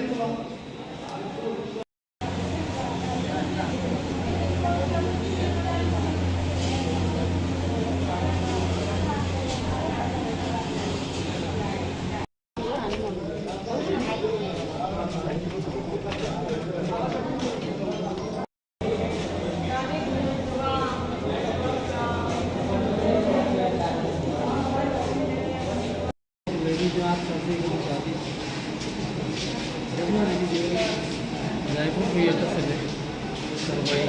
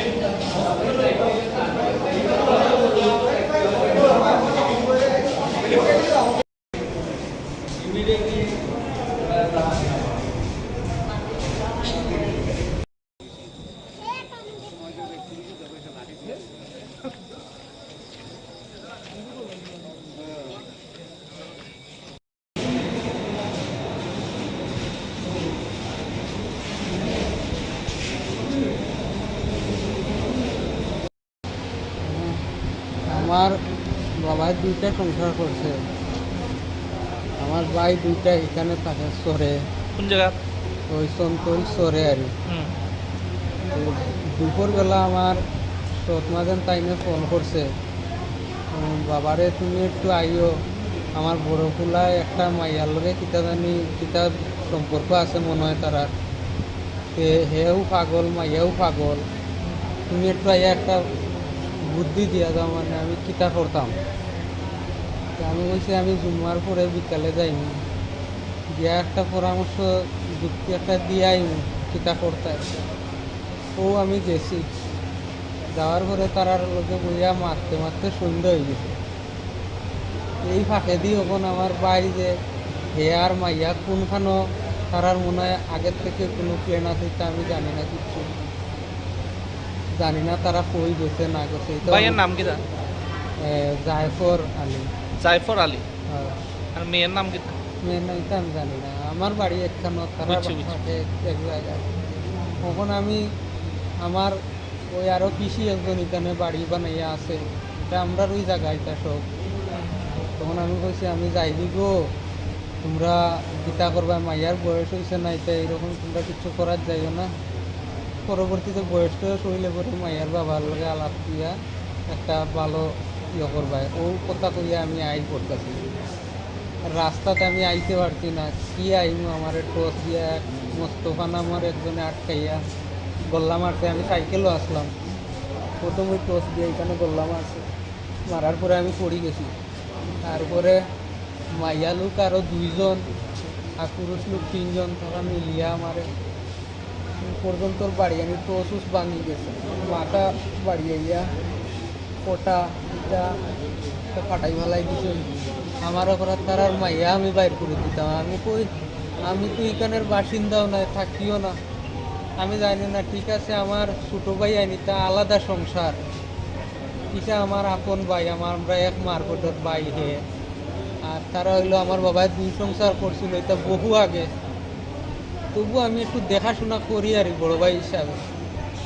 ওই সিচুয়েশনটা মানে কি করব না করবো একটা ভালো পরামর্শ দিতে গেছিলাম, এর ফাঁকে দিয়ে আমার গড়ে রাখিয়া আমার ছোটো ভাই কেমনে দিতে গেছে এটা আমি নিজেও জানি না।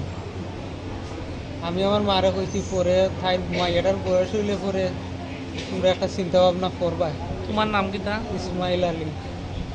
এই কথা কইয়া আমি বাইরেই আইছি। মোস্তফার নামের একজনে আমার রাস্তাতে আটকাইয়াই কইছে তোমার বাড়ি কই? আমি কইছি আমার বাড়ি তো কনকপুর। কি কইমু কোয়ার লগে আমারে গল্লা মারছে, মারিয়া কয় আমার মাইয়া কই তুই দিয়া। আমি কই আরে তোমরা এটা কি কও, কি আবুল তাবুল কও, মাইয়া কই আমি কিতা জানি। থানার জানাইছো নি তোমরা? থানা তো স্যার অক্ষণ আইয়েছে, অক্ষণ আইয়া দেখিয়া গেছে।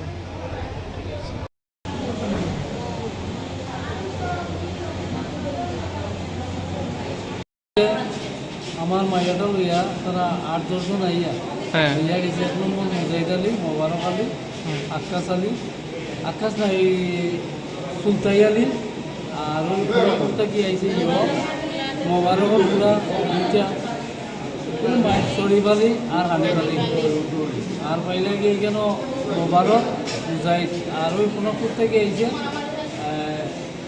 তার নামটা হইলে গিয়েও সুধাংশু দাসকে অবিলম্বে বরখাস্ত করতে হবে।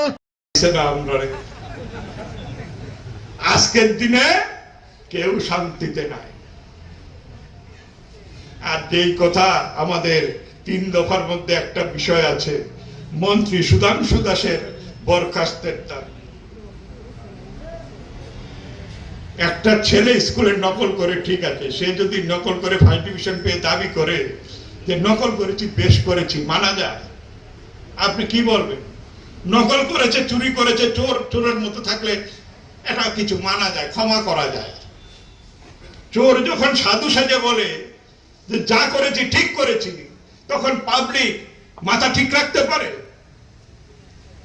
একটা ছেলে অল্প বয়সে মন্ত্রী হয়েছে, কিন্তু কুবিদ্যা প্রথম থেকেই অভ্যস্ত।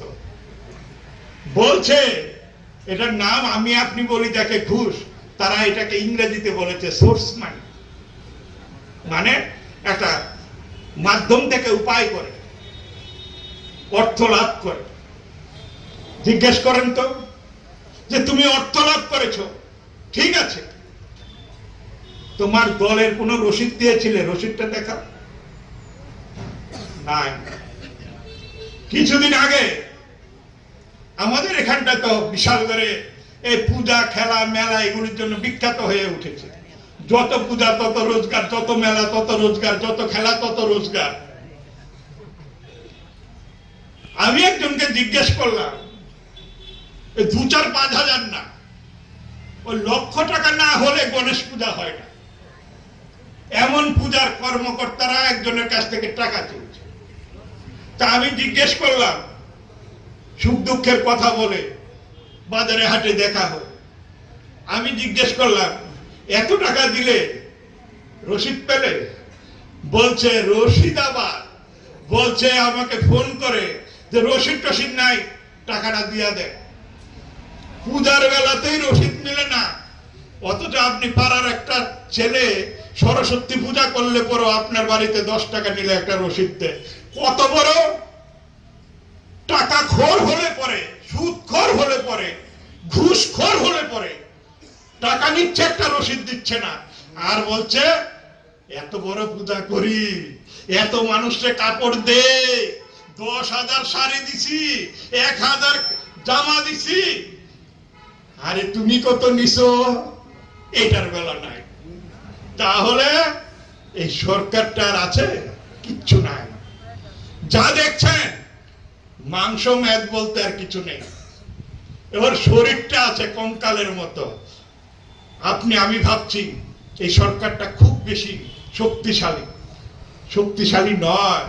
আমরা যদি জানতে পারি, মানুষ যদি তার যে উপরে যে নির্মম অত্যাচার, যে শোষণ, যে বঞ্চনা, এটাকে যদি বুঝতে পারে, বেকার যদি তার কথা ভাবতে পারে যে কেন আমি টেট পরীক্ষা উত্তীর্ণ হয়ে চাকরি পাই না, কেন টিএসআর এ ইন্টারভিউতে টেকার পরও, আদালতের নির্দেশ থাকার পরও আমি চাকরি পাই না, এগুলি যদি বুঝতে পারে, রেশন শপে গেলে কেন 14টা নিত্য প্রয়োজনীয় জিনিস এটা যদি বুঝতে পারে, বিদ্যালয়ে গেলে পরে কেন শিক্ষক নাই এটা যদি বুঝতে পারে, আমার ছাত্র, আমার ভাই বোন, আমার সন্তানদেরকে বিদ্যালয়ে পাঠাই বেঞ্চে বসার জন্য, তারা কেন রাস্তায় বসে এটা যদি বুঝতে পারে, দেখবেন আজকের দিনে যেই সাম্রাজ্য তারা বিস্তার করেছে, এই সাম্রাজ্যে তারা টিকে থাকতে পারবে না।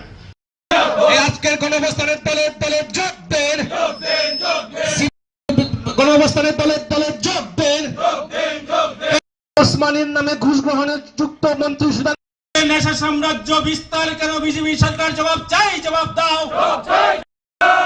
দুনিয়ার মজদুর হচ্ছে কেন? বিজেপি সরকার জবাব চাই, জবাব দাও। নেশা কারবারি ও পাচারকারীদের বিরুদ্ধে কঠোর ব্যবস্থা গ্রহণ করতে হবে, ব্যবস্থা গ্রহণ করতে হবে। নাইলে সংগ্রাম, নাইলে আন্দোলন। এই কারণে এই থেকে আসে, পুলিশ ধরতে পারছে না, ধরতে দিচ্ছে না। সেই জায়গায় ত্রিপুরা রাজ্য আজকের দিনে চলে এসছে।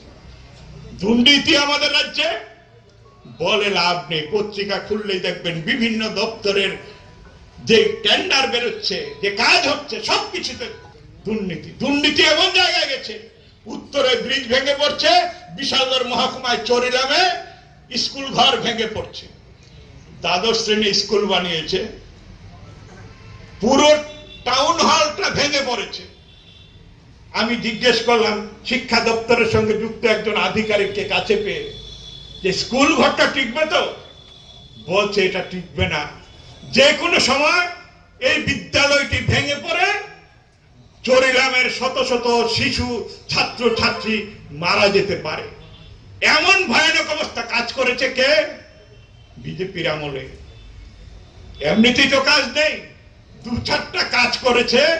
এর মধ্যে শতে আগে 80 টাকা পকেটে ঢোকানোর চিন্তা করে 20 টাকার কাজ করে। তাহলে উন্নয়ন হবে? উন্নয়ন হবে না। আইন শৃঙ্খলার বালাই নেই। আমাদের এইখানটায় যদি ধরেন বিশালগড় আপনারা ভুক্তভোগী, আইন শৃঙ্খলা থাকলে পরে সিপিএম পার্টির একটা মিছিল করা যায় না? হতে পারে। মিছিলের অনুমোদন দিয়েছিল, চরিলামে পিটিয়ে খুন করেছে।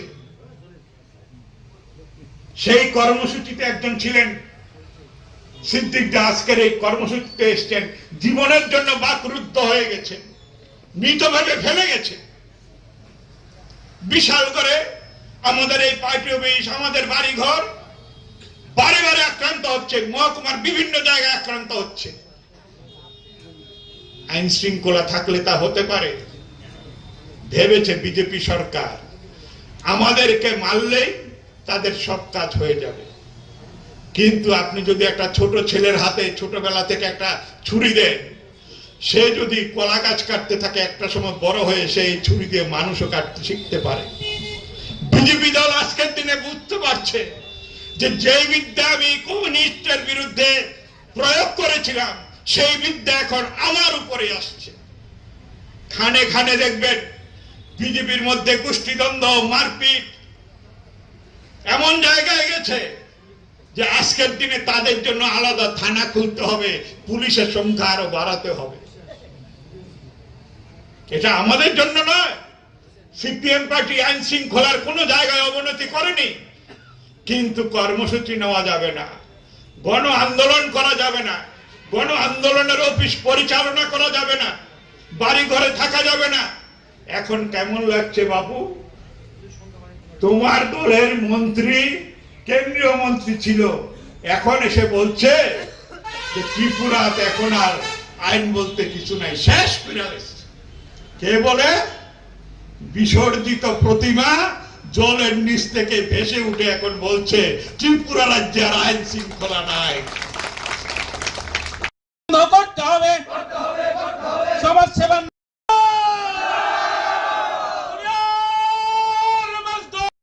করা হচ্ছে না কেন বিজেপি সরকার? জবাব চাই, জবাব দাও।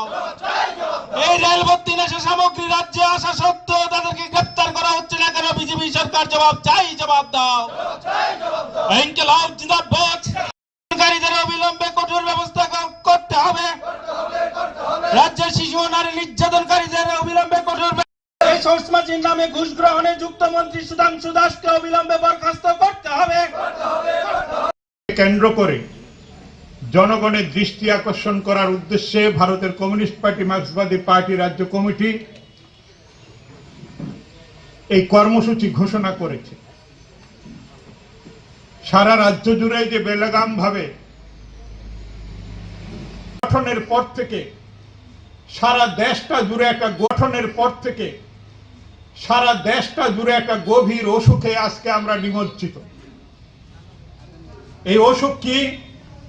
একটা হচ্ছে বিভাজনের রাজনীতি, যেই রাজনীতির কে হাতিয়ার করে আমাদের দেশে হিন্দুত্ববাদের সপক্ষে সারা দেশ জুড়ে একটা ন্যারেটিভ তৈরি করে সাম্প্রদায়িক ভেদভাবনায় মানুষকে বিভক্ত করা, এটাকে সামনে নিয়ে আসা, এবং অন্যদিকে মানুষের জীবন জীবিকার প্রশ্ন, দেশ রাজ্যের উন্নয়নের প্রশ্ন, তার জন্য কর্মসূচি গ্রহণের প্রশ্ন, এগুলিকে পেছনের দিকে সরিয়ে দেওয়ার লক্ষ্য নিয়ে আজকে দেশ জুড়ে বিজেপি দল এবং তার সঙ্গে সহযোগী দলগুলি মিলে যেখানে যেখানে সরকার পরিচালনা করছে, তারা আজকের এই ভূমিকায় তারা অবতীর্ণ হয়েছে। তাদের কাছে মানুষের স্বার্থের চাইতে সাম্প্রদায়িক মেরুকরণ বা বিভেদের রাজনীতি এগুলি আজকের দিনে প্রাধান্য পেয়ে আসছে।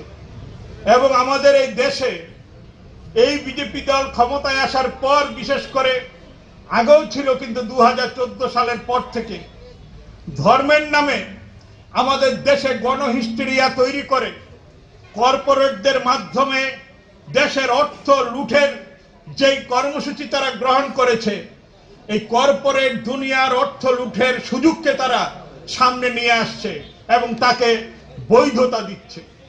আমাদের দেশে আজকের দিনে এই কাজে তাকে সঙ্গতভাবে সাহায্য করার জন্যই আমরা দেখেছি আমাদের দেশের রাষ্ট্রযন্ত্র, আমাদের দেশের যাকে বলছি আমরা গদি মিডিয়া, সেই গদি মিডিয়া এবং রাষ্ট্রযন্ত্র তারা সরাসরিভাবে এই কাজে তারা উৎসাহিত করছে দেশের সরকারকে।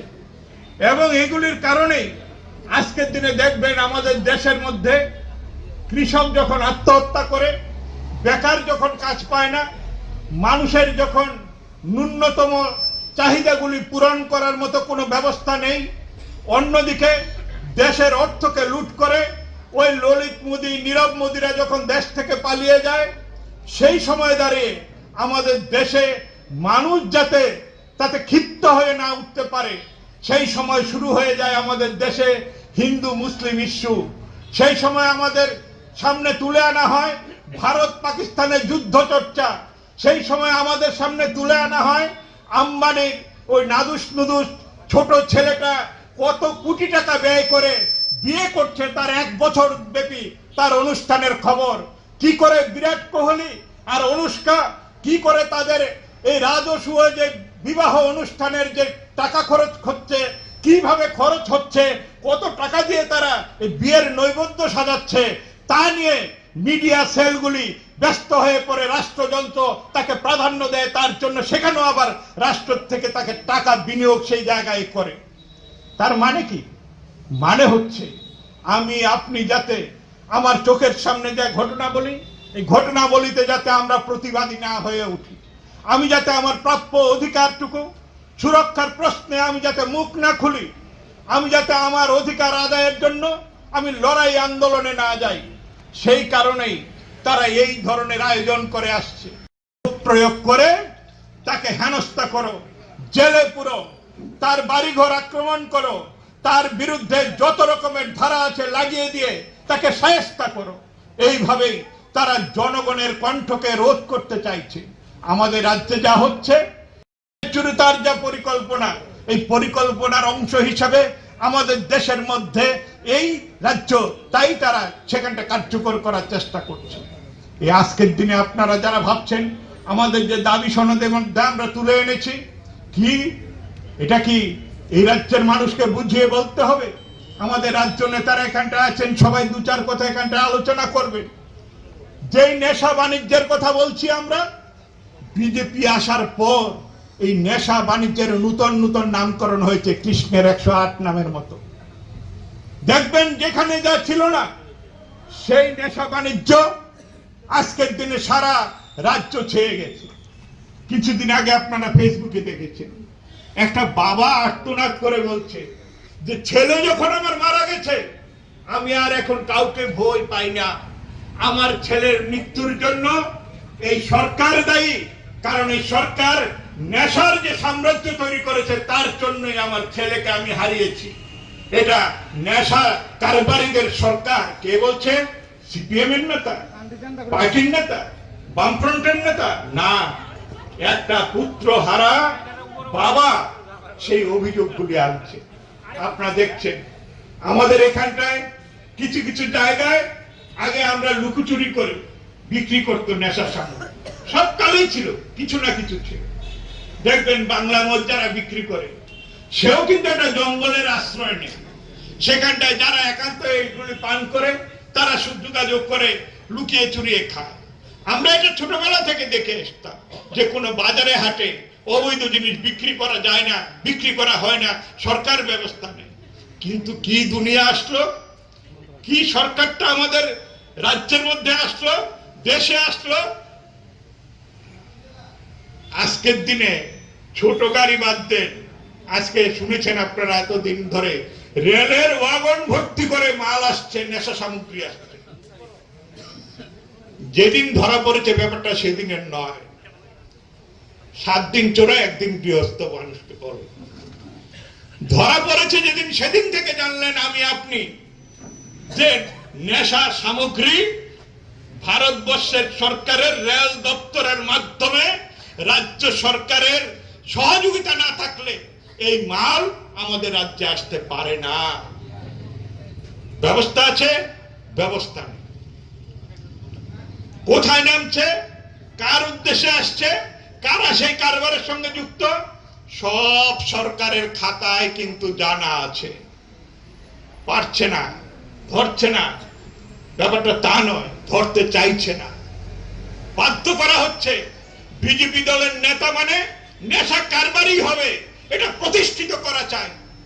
কারণ বিজেপি দলের নেতা কর্মীরা আমার আপনার মতো সাধারণ কর্মী নেতার মতো চলাফেরা করতে পারে না।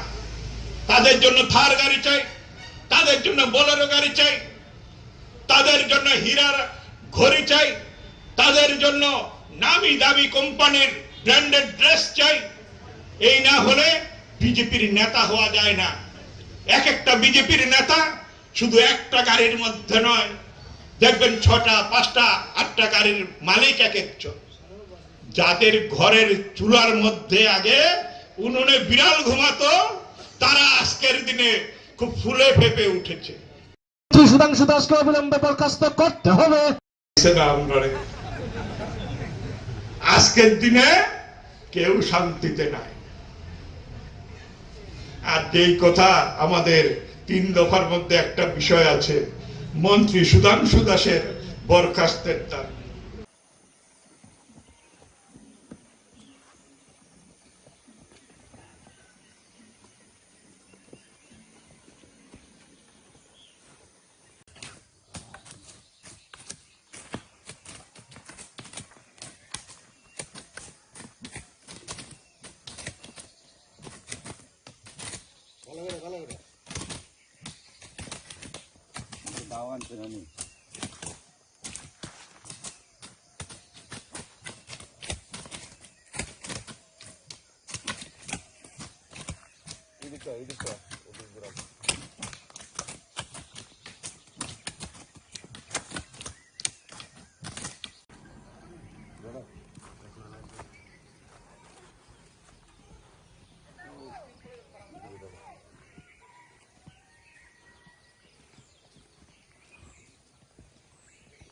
সব কাটে নাকি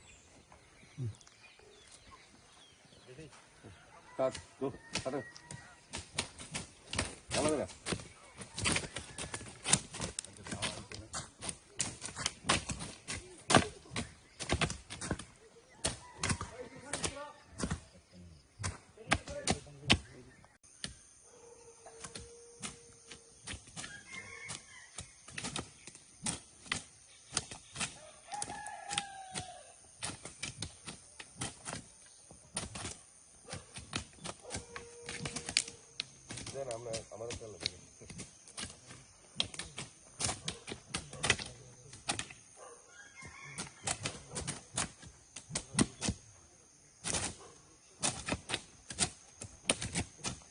আমরা যাত্রাপুর থানার অফিসার এসআই বিজয় চক্রবর্তী, এএসআই তপন দেবনাথ, এএসআই কাপুর আহমদ, আমি সহ সিএসআর পার্সোনেল এবং থানার অন্যান্য স্টাফ সহ আমরা আজকে তলিবাড়ি জঙ্গল এরিয়াতে আমরা 4টা প্লটে 7,000 চারার মতো আমরা গাঞ্জার চারা এখানে আমরা ধ্বংস করতে সক্ষম হয়েছি।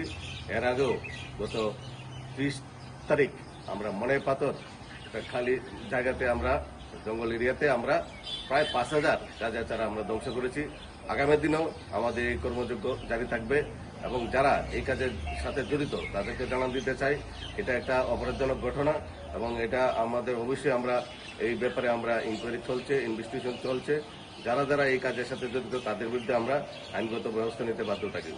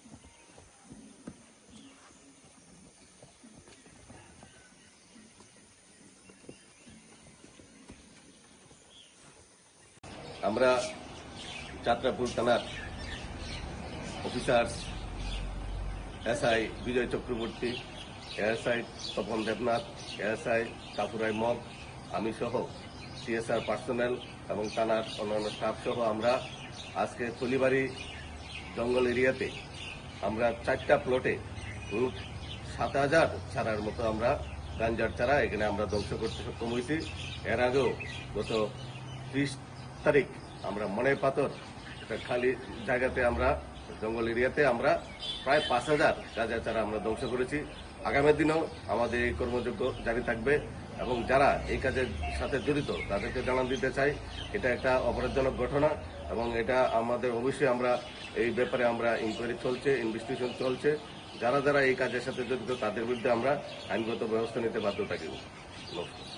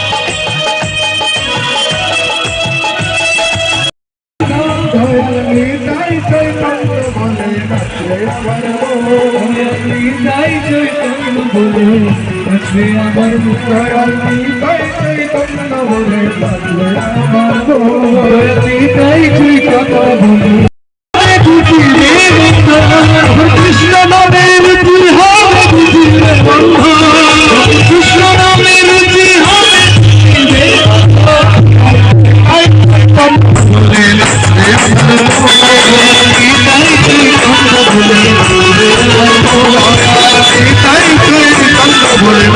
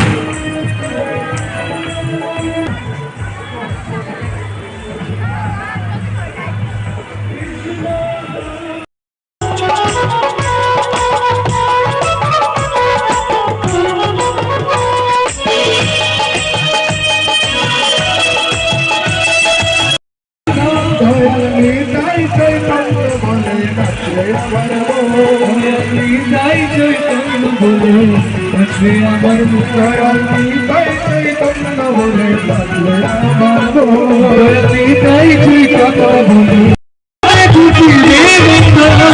কৃষ্ণ নামের বিহারে বুঝিলে বন্ধ কৃষ্ণ নামের বিহারে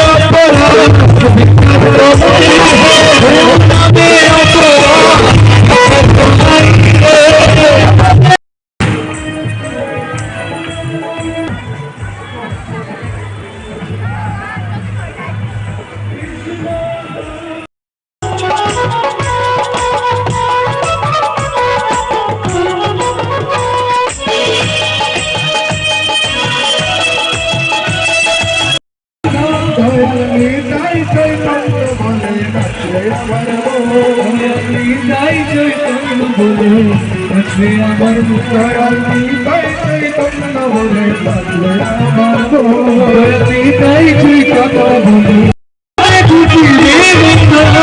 কৃষ্ণ নামের বিহারে বুঝিলে বন্ধ কৃষ্ণ নামের বিহারে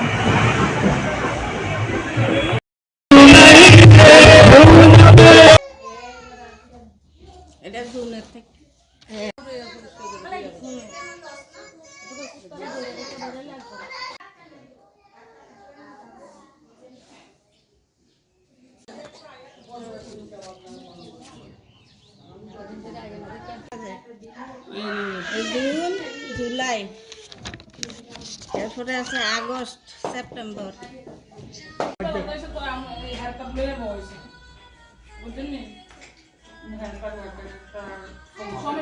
এখন সে এই যে গেল এই মাঝখান দিয়ে আইয়া আইয়া ঢুকে ঢুকে ঢুকে সই করে যায় এমন কথা আছে কিন্তু সুইটি করে যা বলতে কি কি মিড ডে মিলে রান্নাবাড়ি করে না না করে যে দিন দিন করে পরে যে এর মধ্যে কতদিন ধরে সমস্যাটা হয়ে যায় আইয়ে না রান্নাবাড়ি তো মার্চ মাসের থেকে March April May June July August September October পর্যন্ত সেই অবস্থায় কথা আছে আপনার এই যে বিষয়ে আপনি উদ্বোধন কর্তৃপক্ষকে জানাইছিলেন নি হ্যাঁ এটি জানানো হয়েছে মানে হ্যাঁ কি মর্জি মতন মানে স্কুলে আইয়ে হ্যাঁ হ্যাঁ মর্জি মতন আইবো যাইবো এরপরে শীত মতো যে 8 দিন আছে না এই 8 দিনের ভিতরে 4 দিনের মধ্যে ওই তো এনো সই আছে আবার অ্যাবসেন্ট এরপরে আবার 4 দিনের লইয়া আছে মানে এক সপ্তাহ কইরা এরপরে সে গেল যে আজ পর্যন্ত সে সেন্টারে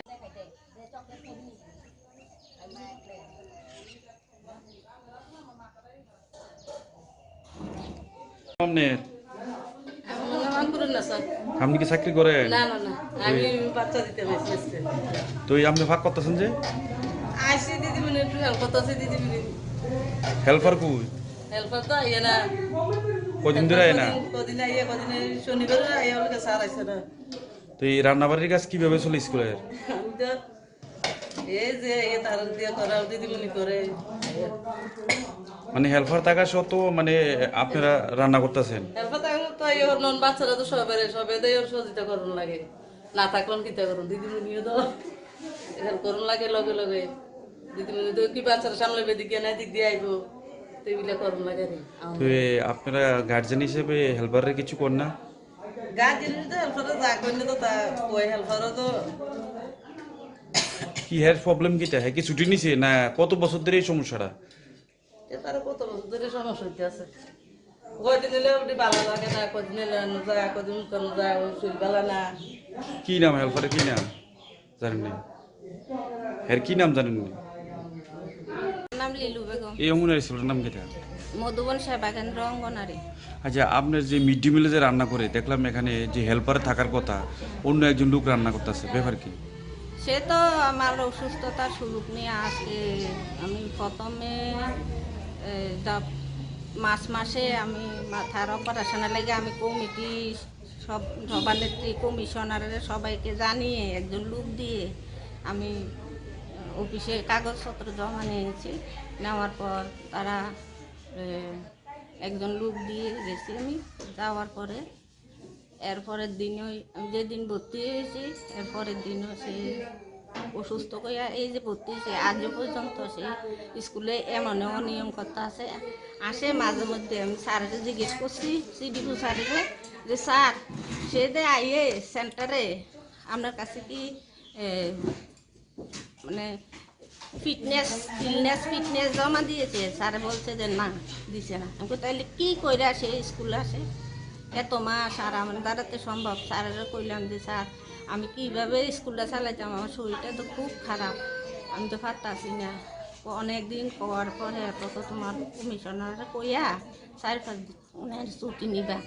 এরপরে আমি কই এসে এরপরে একজন ওই যে এখানে যে শিক্ষার ব্যবস্থাটা এখানে আসার পর দেখলেন শিক্ষার ব্যবস্থা ভালো চলছে, আপনার দ্বারাতে শিক্ষা ব্যবস্থা চলছে, কিন্তু ওই শিশুরা যে শারীরিক যে মানসিক বিকাশের প্রাথমিক স্তর হয়েছে এই অঙ্গনারী কেন্দ্র। তো এখানে যদি এই মানসিক বিকাশে যদি বাধা হয়, একটা হেল্পার চাকরি করে হ্যাঁ দায়িত্ব, কিন্তু অ্যাবসেন্ট আসছে না, অন্য লোক রান্না করছে। তো এই বিষয়ে আপনারা উদ্বোধন কর্তৃপক্ষের জানানোর পর কর্তৃপক্ষ কি ভূমিকা গ্রহণ করছে? কর্তৃপক্ষ আমারে বলছে যে তুই শয়তান কান্দ লইয়া চলন থেকে নামাই দেন বহুত বেলা।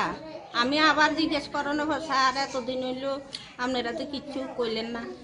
কিটা কয় দেখো আমি তো কাগজপত্র সম্পূর্ণভাবে দিতে আছি উদ্বোধন মানে উপর লেভেল, তারা কিচ্ছু করতে আসে না। এই কথা কইল আমার কাছে। সমস্যা হইতেছে স্কুলে, অঙ্গনারী স্কুলে স্কুলে তো এই যে মানে হেল্পার আছে না, হেল্পার যে আইতাছে হ্যাঁ তো কোনো আউনের কোনো রেগুলারিটি নাই। হ্যাঁ মর্জি মতো নিজের মর্জি মতো আইতাছে, ইচ্ছে হইলে আইতাছে, নাইলে নাই। আর এই যে বাচ্চারা যে পরিষেবাটা দিতেছে এই ধরনের পরিষেবা, এটা তো একটা পরিষেবা না। হ্যাঁ নিজের মর্জি মতো মানে স্কুলে ইউনিফর্ম করতো না, তারপরে এই যে রান্নাঘর পরিষ্কার টরিষ্কার।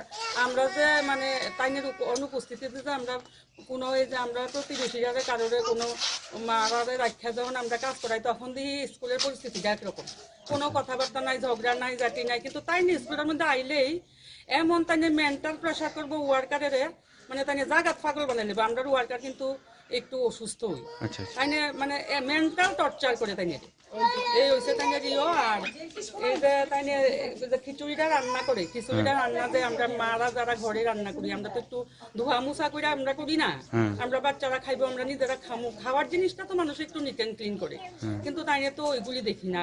এই যে পোকা ভাসে, একটা চালটা একটু পুরান হইতেই পারে, এটা ঝাড়া মুছা করে আমরা রান্না করি না।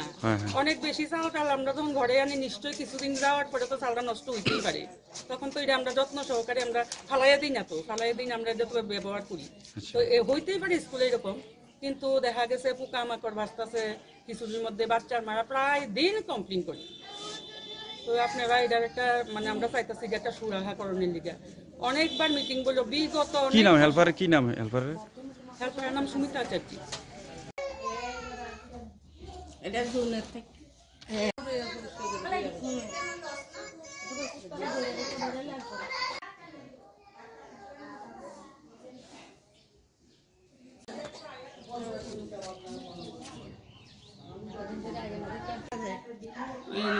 জুন জুলাই, এরপরে আছে আগস্ট সেপ্টেম্বর।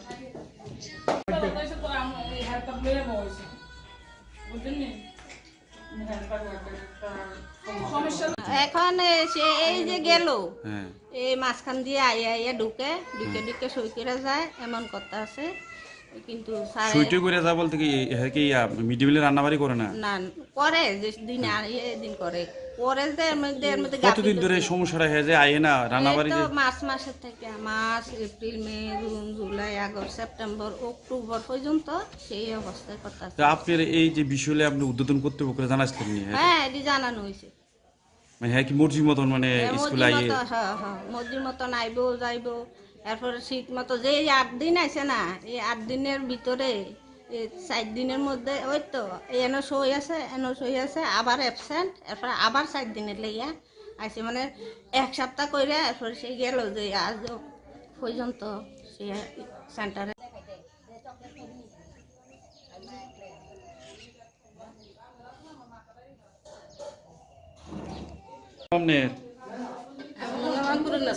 আপনি কি চাকরি করেন? না না না, আমি বাচ্চা দিতে আসছি। তো আপনি ভাগ করতেছেন যে? আইসি দিদিমণি একটু হেল্প করতেছে, দিদিমণি।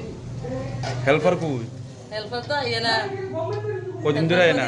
কদিন আইয়া, কদিন শনিবার আইয়া ওকে স্যার আইসে না। তো এই রান্নাবাড়ির কাজ কিভাবে চলে স্কুলের? আমি তো এই যে তার দিয়ে করা দিদিমণি করে। মানে হেল্পার থাকা সত্ত্বেও মানে আপনারা রান্না করতেছেন? হেল্পার থাকলে তো এই নন বাচ্চারা তো সবে সহযোগিতা করুন লাগে, না থাকলাম কিতা করুন, দিদিমণিও তো হেল্প করুন লাগে লগে লগে। দিদিমণি তো কি বাচ্চারা সামলাবে, দিকে না দিক দিয়ে আইবো, তো এগুলো করুন লাগে। তো আপনারা গার্জেন হিসেবে হেল্পারের কিছু কর না? গার্জেন তো হেল্পারও যা করলে তো তা ওই হেল্পারও তো কি হের প্রবলেম কিটা? হ্যাঁ কি ছুটি নিছে না কত বছর ধরে এই সমস্যাটা? তারা কত বছর ধরে সমস্যা হইতে আছে। কদিন এলে ওটি ভালো লাগে না, কদিন এলে যায়, কদিন কোনো যায়, ওই শরীর ভালো না। কি নাম হেল্পারের, কি নাম জানেন না? এর কি নাম জানেন না? নাম লিলু বেগম। এই অঙ্গনারী ছেলের নাম কিটা? মধুবন সেবা কেন্দ্র অঙ্গনারী।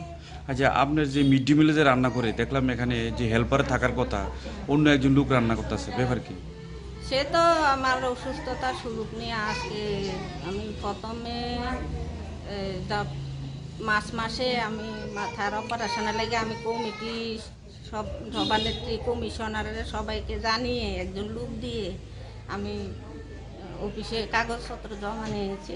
নেওয়ার পর তারা একজন লোক দিয়ে গেছি আমি।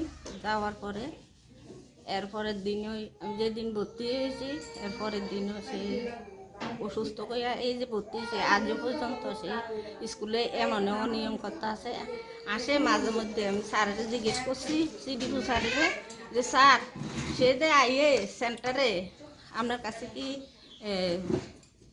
মানে ফিটনেস জমা দিয়েছে? স্যারে বলছে যে না, দিছে না। আমি তাহলে কী করে আসে স্কুলে আসে এত মাস? আর আমার দ্বারাতে সম্ভব? স্যারেরা কইলাম যে স্যার আমি কীভাবে স্কুলটা চালাইতাম, আমার শরীরটা তো খুব খারাপ, আমি তো পারতাছি না।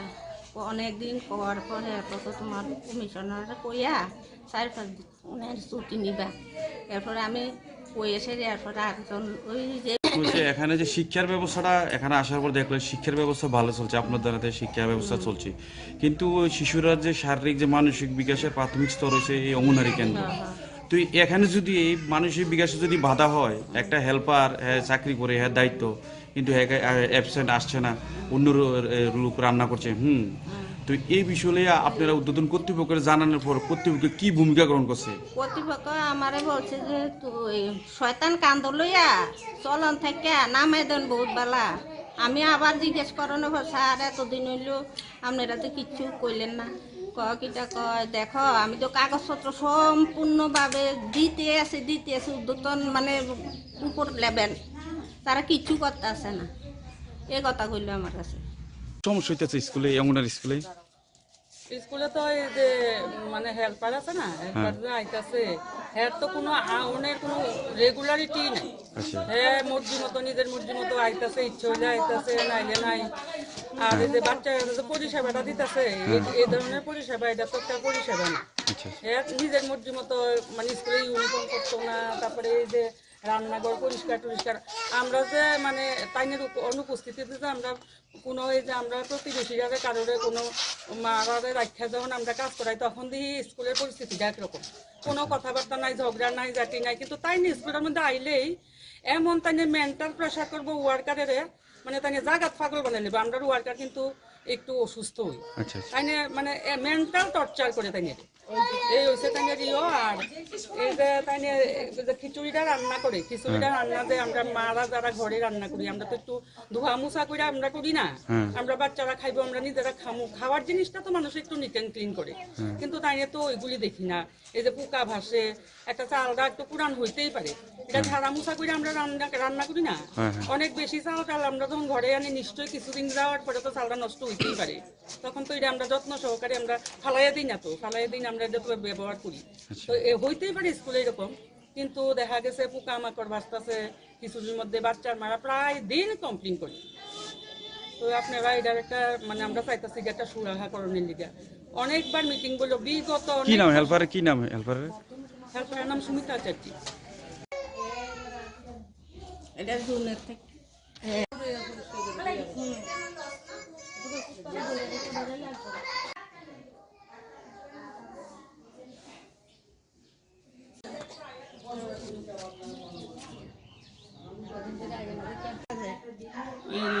জুন, জুলাই, এরপরে আছে আগস্ট, সেপ্টেম্বর।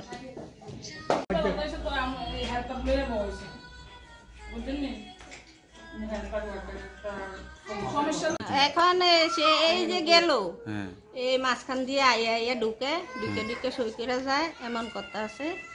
কিন্তু সুইটি করে যা বলতে কি কি মিড ডে মিলে রান্নাবাড়ি করে না? না করে, যে দিন দিন করে পরে যে এর মধ্যে কতদিন ধরে এই সমস্যাটা হয়ে যায় আইয়ে না রান্নাবাড়ি? মার্চ মাসের থেকে, March, April, May, June, July, August, September, October পর্যন্ত সেই অবস্থায় কথা আছে। আপনার এই যে বিষয়ে আপনি উদ্বোধন কর্তৃপক্ষকে জানাইছিলেন নি? হ্যাঁ, এটি জানানো হয়েছে। মানে হ্যাঁ কি মর্জি মতন মানে স্কুলে আইয়ে? হ্যাঁ হ্যাঁ, মর্জি মতন আইবো যাইবো। এরপরে ঠিক মতো যে 8 দিন আছে না, এই 8 দিনের ভিতরে 4 দিনের মধ্যে ওই তো এনো সই আছে, আবার অ্যাবসেন্ট, এরপরে আবার 4 দিনের লেগিয়া আছে, মানে 1 সপ্তাহ করে। এরপরে সে গেল যে আজ পর্যন্ত সে সেন্টারে।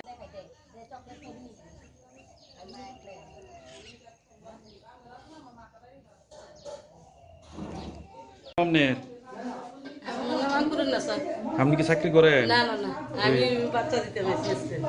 তো আপনি ভাগ করতেছেন যে আইসি দিদিমণি একটু হেল্প করতেছি। দিদিমণি হেল্পার কই? হেল্পার তো আইয়ে না, কদিন ধরে আইয়ে না? কদিন আইয়ে, কদিন শনিবার আইয়ে ওকে স্যার আইসে না। তো এই রান্নাবাড়ির কাজ কিভাবে চলে স্কুলের?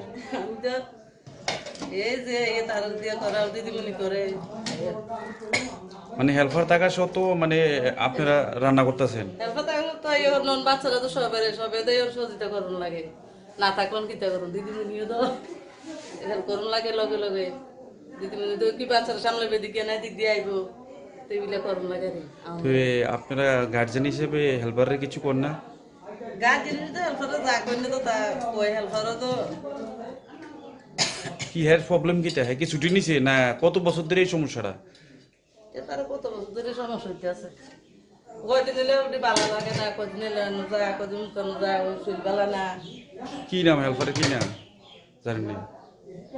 এর কি নাম জানেন না? নাম লিলু বেগম। এই অঙ্গনারী ছেলের নাম কিটা? মধুবন সেবা কেন্দ্র অঙ্গনারী। আচ্ছা, আপনার যে মিড ডে মিলে যে রান্না করে দেখলাম এখানে যে হেল্পার থাকার কথা, অন্য একজন লোক রান্না করতেছে, ব্যাপার কি? সে তো আমার অসুস্থতার সুযোগ নিয়ে আজকে আমি প্রথমে মার্চ মাসে আমি মাথার অপারেশনের লেগে আমি কমিটি সব সভানেত্রী কমিশনারের সবাইকে জানিয়ে একজন লোক দিয়ে আমি অফিসে কাগজপত্র জমা নিয়েছি। নেওয়ার পর তারা একজন লোক দিয়ে গেছি আমি। যাওয়ার পরে এরপরের দিনও আমি যেদিন ভর্তি হয়েছি এরপরের দিনও সে অসুস্থ হইয়া এই যে ভর্তি হয়েছে আজও পর্যন্ত সে স্কুলে এমন অনিয়ম করতে আসে মাঝে মধ্যে। আমি স্যারের জিজ্ঞেস করছি সিডিপু স্যারের যে স্যার সে যে আইয়ে সেন্টারে আপনার কাছে কি মানে ফিটনেস জমা দিয়েছে, স্যার বলছে যে না দিছে না। আমি তাইলে কি করে আসে স্কুলে আসে এত মাস, আর আমার দ্বারাতে সম্ভব? স্যারেরা কইলাম যে স্যার আমি কীভাবে স্কুলটা চালাইতাম, আমার শরীরটা তো খুব খারাপ, আমি তো পারতাছি না। অনেক দিন পাওয়ার পরে এরপর তো তোমার কমিশনারে কইয়া 4-5 দিনের ছুটি নিবা। এরপরে আমি কই এসে এরপরে একজন ওই যে এখানে যে শিক্ষার ব্যবস্থাটা এখানে আসার পর দেখলে শিক্ষার ব্যবস্থা ভালো চলছে, আপনার দ্বারাতে শিক্ষা ব্যবস্থা চলছে, কিন্তু শিশুরা যে শারীরিক যে মানসিক বিকাশের প্রাথমিক স্তর হয়েছে এই অঙ্গনারী কেন্দ্র। তো এখানে যদি এই মানসিক বিকাশে যদি বাধা হয়, একটা হেল্পার চাকরি করে হ্যাঁ দায়িত্ব, কিন্তু অ্যাবসেন্ট আসছে না, অন্য লোক রান্না করছে, তো এই বিষয়ে আপনারা উদ্বোধন কর্তৃপক্ষের জানানোর পর কর্তৃপক্ষ কি ভূমিকা গ্রহণ করছে? কর্তৃপক্ষ আমারে বলছে যে তুই শয়তান কান্দ লইয়া চলন থেকে নামাই দেন বহুত বেলা। আমি আবার জিজ্ঞেস করানো স্যার এতদিন হইল আপনারা তো কিচ্ছু কইলেন না। কিটা কয় দেখো আমি তো কাগজপত্র সম্পূর্ণভাবে দিতে আছে উদ্বোধন মানে উপর লেভেল, তারা কিচ্ছু করতে আসে না। এই কথা কইল আমার কাছে। সমস্যা হইতেছে স্কুলে, অঙ্গনারী স্কুলে স্কুলে তো এই যে মানে হেল্পার আছে না, হেল্পার যে আইতাছে, হ্যাঁ তো কোনো আউনের কোনো রেগুলারিটি নাই। হ্যাঁ মর্জি মতো নিজের মর্জি মতো আইতাছে, ইচ্ছে হইলে আইতাছে, নাইলে নাই। আর এই যে বাচ্চারা যে পরিষেবাটা দিতেছে, এই ধরনের পরিষেবা, এটা তো একটা পরিষেবা না। হ্যাঁ নিজের মর্জি মতো মানে স্কুলে ইউনিফর্ম করতো না, তারপরে এই যে রান্নাঘর পরিষ্কার আমরা যে মানে তাইনের অনুপস্থিতিতে যে আমরা কোনো এই যে আমরা প্রতিবেশীরা কারোরে কোনো মারারে রাখা যখন আমরা কাজ করাই, তখন দেখি স্কুলের পরিস্থিতিটা একরকম, কোনো কথাবার্তা নাই, ঝগড়া নাই, জাতি নাই। কিন্তু তাই স্কুলের মধ্যে আইলেই এমন তাই মেন্টাল প্রেশার করবো ওয়ার্কারের, মানে তাই জাগাত পাগল বানিয়ে নেবো। আমরা ওয়ার্কার কিন্তু একটু অসুস্থ হই, তাই মানে মেন্টাল টর্চার করে তাই এই হয়েছে তাই রিও। আর এই যে তাই যে খিচুড়িটা রান্না করে, খিচুড়িটা রান্না যে আমরা মারা যারা ঘরে রান্না করি, আমরা তো একটু ধোয়া মুছা করে আমরা করি না, আমরা বাচ্চারা খাইবো, আমরা নিজেরা খামু, খাওয়ার জিনিসটা তো মানুষ একটু নিট অ্যান্ড ক্লিন করে, কিন্তু তাই তো ওইগুলি দেখি না। এই যে পোকা ভাসে, একটা চালটা একটু পুরান হইতেই পারে, এটা ঝাড়া মুছা করে আমরা রান্না করি না। অনেক বেশি চাল টাল আমরা যখন ঘরে আনি, নিশ্চয়ই কিছুদিন যাওয়ার পরে তো চালটা নষ্ট হইতেই পারে, তখন তো এটা আমরা যত্ন সহকারে আমরা ফালাইয়া দিই না, তো ফালাইয়া দিই আমরা এটা তো ব্যবহার করি। তো হইতেই পারে স্কুলে এরকম, কিন্তু দেখা গেছে পোকা মাকড় ভাসতেছে, কিছুদিনের মধ্যে বাচ্চার মারা প্রায় দিন কমপ্লেন করি। তো আপনারা এটার একটা মানে আমরা চাইতেছি একটা সুরাহা করণের লিগে অনেকবার মিটিং বললো বিগত। কি নাম হেল্পারের? কি নাম হেল্পারের? হেল্পারের নাম সুমিতা আচার্য। এটা জুনের থেকে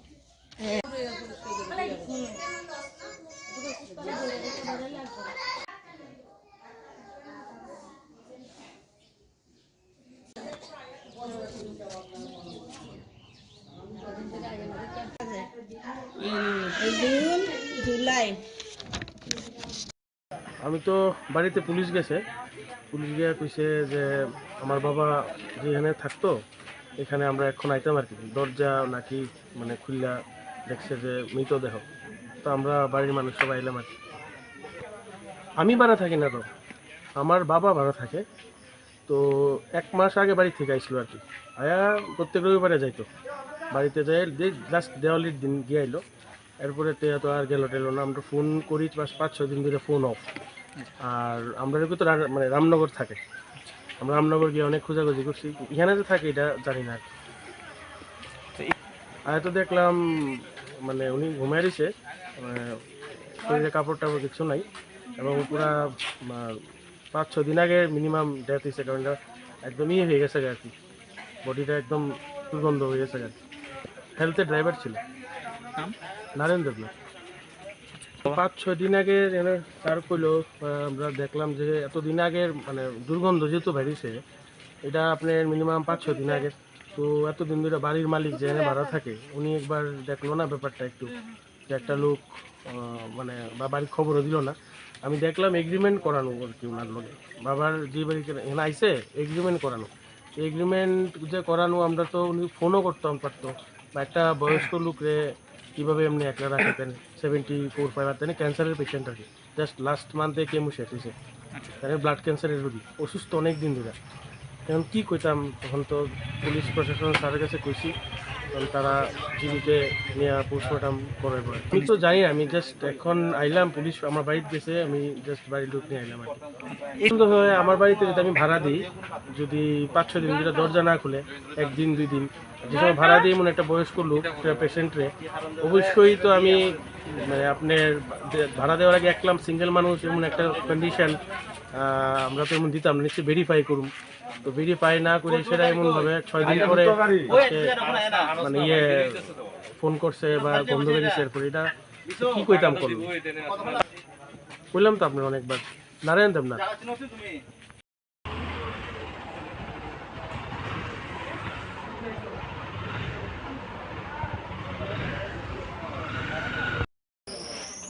না ওই এটা প্রসেস আমার ডকুমেন্ট প্রসেস শেষ, কিন্তু ওই দুইটা বিষয় তারা এটা কি নাম হইল নারায়ণ দেবনাথ। উনি প্রায় 3-4 মাসের মতো এরকমই। তো তাদের সঙ্গে ধরুন আমরা তো সময় বয়সী, প্রায় বসে বসে কথাবার্তা আলাপ করি। তো আজকেও ভাবছি আমি ওনার সঙ্গে বসে একটু কথাবার্তা বলবো, আমি অপারেশন করে আসছি চোখ আজকে। তো আসলে দেখি সে সামনে গেটের তালা নাই, তালা নেই মানে ভিতরে আছে। তারপর দিয়ে দেখলাম যে অনেকক্ষণ যেমন নক করলাম, নক করার পরেও দেখি যে উনি একটু সারা শব্দ করা। এরপর আমি আমার ছেলেরে ডাকছি পরে ছেলেও আসলো, আসে ফেলে এরপরে কোনো সারা শব্দই পাই না। তারপরে পাড়া প্রতিবেশী আমরা কয়েকদিন ছিল, সকালে ডাকলাম বলে এই অবস্থা। ওনারাও আপনার পরামর্শ দিলেন যে আপনি পিএসএ একটু খবর দেন, খবর দিয়েছিল দেখি। তখন পিএসএ ওনারা খবর দিচ্ছে পরে ওনারা আসলেন, ওনারা আসার পরে ঘর পরিষ্কার দেখলেন যে ঘরে দিতে আমরা 3-4 দিন যাবত পাইতেছি। এরপরে আমরা ভাবছি ডেনি হয়তো বা কোনো পচা গন্ধ কিছু মারা টারা গেছে, বিড়াল টেড়াল বা কিছু মারা গেছে এইভাবে। কিন্তু এরপরে যখন আজকে করলাম তখন ওরা মারে না দেখি কী ব্যাপার। তখন ওই করার পরে যখন ওরা পুলিশ আসলেন পিএস থেকে, ওনারা আসলে দেখলেন যে এই অবস্থা। আজকে তো 8টার দিকে পুলিশ এসে পরে করছে পরে তারপরে আমরা এরকম। আমার নাম অর্জুন সিং।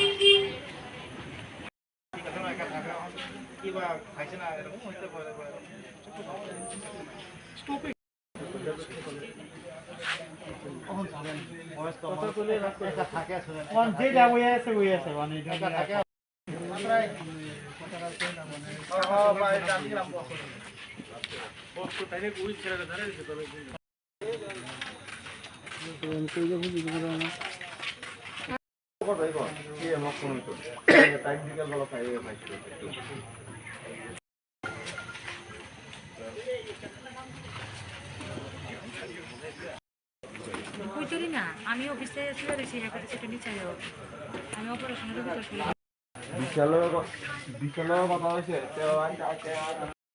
আমি তো বাড়িতে পুলিশ গেছে, পুলিশ গিয়ে কইছে যে আমার বাবা যেখানে থাকতো এখানে আমরা এখন আইতাম আর কি, দরজা নাকি মানে খুললা দেখছে যে মৃতদেহ। তো আমরা বাড়ির মানুষ সবাই আইলাম আর কি। আমি ভাড়া থাকি না, তো আমার বাবা ভাড়া থাকে। তো 1 মাস আগে বাড়ি থেকে আইসলো আর কি, আয়া প্রত্যেক রবিবারে যাইতো বাড়িতে, যাই লাস্ট দেওয়ালির দিন গিয়ে আইলো। এরপরে তো আর গেল টেলো না। আমরা ফোন করি 5-6 দিন ধরে ফোন অফ। আর আমরা তো মানে রামনগর থাকে, আমরা রামনগর গিয়ে অনেক খোঁজাখুঁজি করছি, এখানে যে থাকে এটা জানি না আর কি। আর তো দেখলাম মানে উনি ঘুমাই দিছে, শরীরে কাপড় টাপড় কিছু নাই, এবং পুরা 5-6 দিন আগে মিনিমাম ডেথ হয়েছে, কারণ এটা একদম হয়ে গেছে আর কি, বডিটা একদম দুর্গন্ধ হয়ে গেছে আর কি। হেলথের ড্রাইভার ছিল নারায়ণ দেবনাথ। 5-6 দিন আগে তার কইলো আমরা দেখলাম যে এতদিন আগের মানে দুর্গন্ধ যেহেতু বেরিয়েছে, এটা আপনার মিনিমাম 5-6 দিন আগের। তো এতদিন ধরে বাড়ির মালিক যেখানে ভাড়া থাকে উনি একবার দেখলো না ব্যাপারটা একটু, যে একটা লোক মানে বা বাড়ির খবরও দিল না। আমি দেখলাম এগ্রিমেন্ট করানো আর কি ওনার লোকে, বাবার যে বাড়ি এখানে আইসে এগ্রিমেন্ট করানো। এগ্রিমেন্ট যে করানো আমরা তো উনি ফোনও করতাম পারতো, বা একটা বয়স্ক লোকরে কীভাবে এমনি একলা রাখেন, 74-75 আর তিনি ক্যান্সারের পেশেন্ট আর কি, জাস্ট লাস্ট মান্থে কেমো শেষ হয়েছে, তাহলে ব্লাড ক্যান্সারের রোগী, অসুস্থ অনেক দিন ধরে। এখন কী কইতাম, তখন তো পুলিশ প্রশাসন স্যারের কাছে কইছি, কারণ তারা জীবিতে নিয়ে পোস্টমর্টম করে পরে। আমি তো জানি না, আমি জাস্ট এখন আইলাম, পুলিশ আমার বাড়িতে গেছে, আমি জাস্ট বাড়ির লোক নিয়ে আইলাম আর কি। সুন্দরভাবে আমার বাড়িতে যদি আমি ভাড়া দিই, যদি 5-6 দিন যেটা দরজা না খুলে 1 দিন 2 দিন যে সময় ভাড়া দিই, মনে একটা বয়স্ক লোক পেশেন্টরে, অবশ্যই তো আমি মানে আপনার ভাড়া দেওয়ার আগে একলাম সিঙ্গেল মানুষ এমন একটা কন্ডিশন আমরা তো এমন দিতাম না, নিশ্চয়ই ভেরিফাই করুন। তো ভেরিফাই না করে সেটা এমনভাবে 6 দিন পরে মানে ফোন করছে বা বন্ধ বেরিয়েছে, এরপরে এটা কি কইতাম করলো বললাম তো আপনার অনেকবার নারায়ণ দেবনাথ।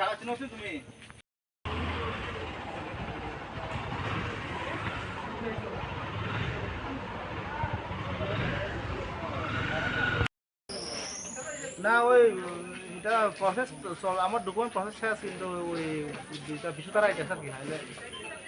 ওনার নাম হইল নারায়ণ দেবনাথ। উনি প্রায় 3-4 মাসের মতো এরকমই। তো তাদের সঙ্গে ধরুন আমরা তো সময় বয়সী, প্রায় বসে বসে কথাবার্তা আলাপ করি। তো আজকেও ভাবছি আমি ওনার সঙ্গে বসে বসে একটু কথাবার্তা বলবো। আমি অপারেশন করে আসছি চোখ আজকে। তো আসলে দেখি সে সামনে গেটের তালা নাই, তালা নেই মানে ভিতরে আছে। তারপর দিয়ে দেখলাম যে অনেকক্ষণ যাবত নক করলাম, নক করার পরেও দেখি যে উনি একটু সারা শব্দ করা। এরপর আমি আমার ছেলেরে ডাকছি পরে ছেলেও আসলো, আসলে এরপরে কোনো সারা শব্দই পাই।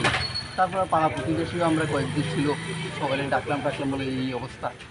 ওনারাও আপনার পরামর্শ দিলেন যে আপনি পিএসএ একটু খবর দেন, খবর দিয়েছি দেখি। তখন পিএসএ ওনারা খবর দিয়েছি পরে ওনারা আসলেন। ওনারা আসার পরে ঘর করে সে দেখলেন যে ঘরে দিতে আমরা 3-4 দিন যাবত পাইতেছি। এরপরে আমরা ভাবছি ডেনে হয়তো বা কোনো পচা গন্ধ কিছু মারা টারা গেছে, বিড়াল টেরা বা কিছু মারা গেছে এইভাবে। কিন্তু এরপরে যখন আজকে করলাম তখন ওরা মারে না দেখি কী ব্যাপার। তখন ওই করার পরে যখন ওরা পুলিশ আসলেন পিএস থেকে, ওনারা আসলে দেখলেন যে এই অবস্থা। আজকে তো 8টার দিকে পুলিশ এসে পরে করছে পরে তারপরে আমরা এরকম। আমার নাম অর্জুন সিং।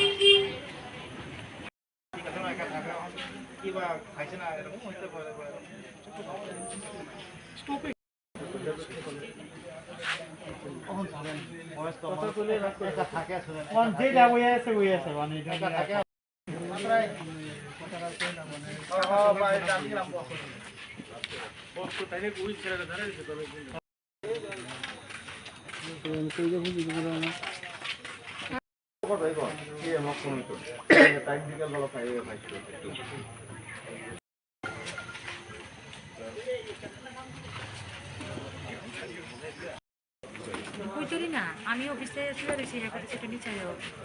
আমি অপারেশনের ভিতর ছিলাম।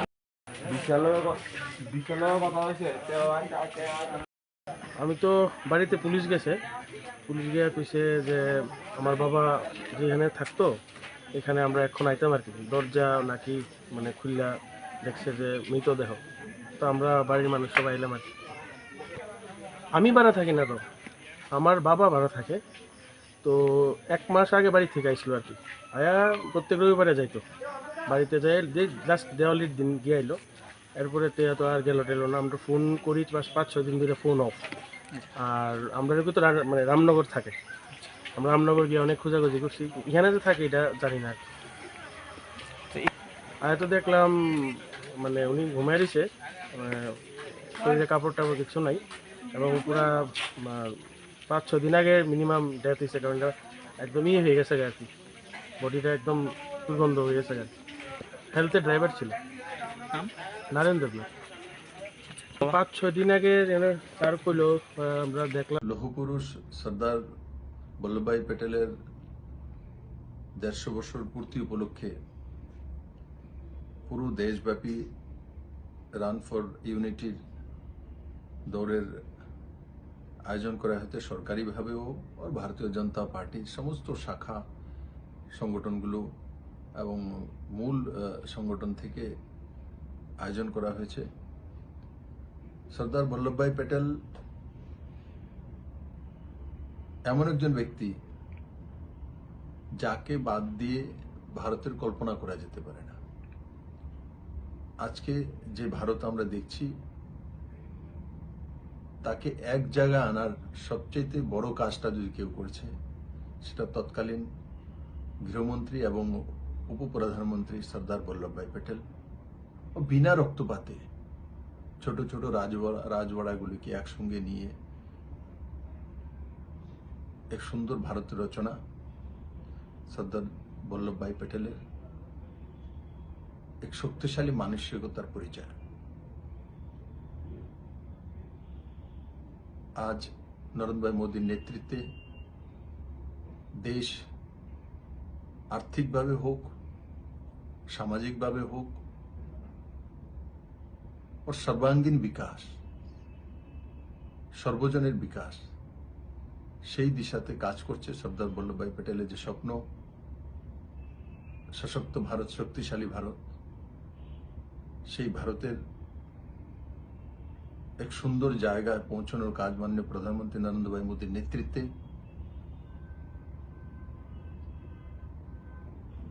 এক সুন্দর জায়গা ভারত পৌঁছেছে। আর আজকের দিনে মাননীয় প্রধানমন্ত্রীর যে দূরদর্শিতা, নবরাত্রা থেকে দেওয়ালি পর্যন্ত জিএসটিতে যে রিডাকশন উনি করে দিয়েছিলেন, তাতে বড় মাত্রায় ভারতীয় বাজারে বিক্রয়ের যে মাত্রা, ক্রয়ের যে মাত্রা বড় অংশের বেড়েছে এবং তার তথ্য সহ রিপোর্ট এসছে। আমি সমস্ত ভারতবাসীকে সর্দার বল্লভভাই প্যাটেলের এই জন্ম জয়ন্তীতে সবার কাছে আশা করব সর্দার বল্লভভাই প্যাটেলের জীবনী হোক, ওনার কার্যশৈলী হোক, ওনার দৃঢ় মানসিকতা হোক, সেগুলো যাতে আমাদের পরিবার, সমাজ এবং আমাদের নিউ জেনারেশন আলোচনার মাধ্যমে, চর্চার মাধ্যমে সেগুলো আমরা পৌঁছতে পারি, সেই দিশায় সবাই যাতে কাজ করি। কারণ সশক্ত ভারত সশক্ত ব্যক্তিত্বের কল্পনা না করে করা যেতে পারে না, আর সেটাই হবে সর্দার বল্লভভাই প্যাটেলের জন্ম জয়ন্তীর সবচেয়ে বড় উপহার। লৌহ পুরুষ সর্দার বল্লভভাই প্যাটেলের 150 বছর পূর্তি উপলক্ষে পুরো দেশব্যাপী রান ফর ইউনিটির দৌড়ের আয়োজন করা হয়েছে সরকারিভাবেও, আর ভারতীয় জনতা পার্টির সমস্ত শাখা সংগঠনগুলো এবং মূল সংগঠন থেকে আয়োজন করা হয়েছে। সর্দার বল্লভভাই প্যাটেল এমন একজন ব্যক্তি যাকে বাদ দিয়ে ভারতের কল্পনা করা যেতে পারে না। আজকে যে ভারত আমরা দেখছি তাকে এক জায়গায় আনার সবচেয়ে বড় কাজটা যদি কেউ করছে সেটা তৎকালীন গৃহমন্ত্রী এবং উপপ্রধানমন্ত্রী সর্দার বল্লভভাই প্যাটেল। ও বিনা রক্তপাতে ছোট ছোট রাজবাড়াগুলিকে একসঙ্গে নিয়ে এক সুন্দর ভারত রচনা সর্দার বল্লভভাই প্যাটেলের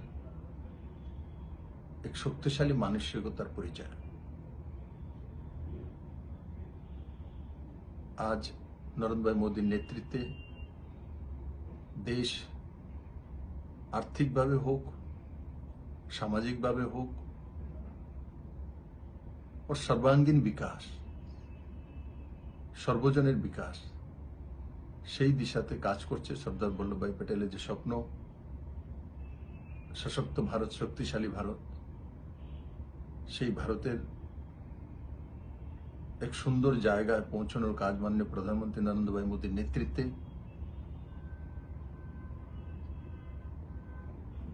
এক সুন্দর জায়গা ভারত পৌঁছেছে।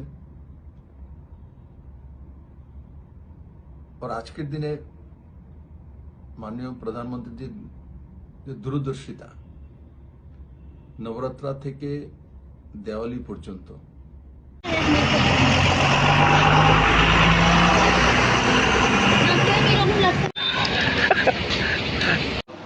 রাত্রে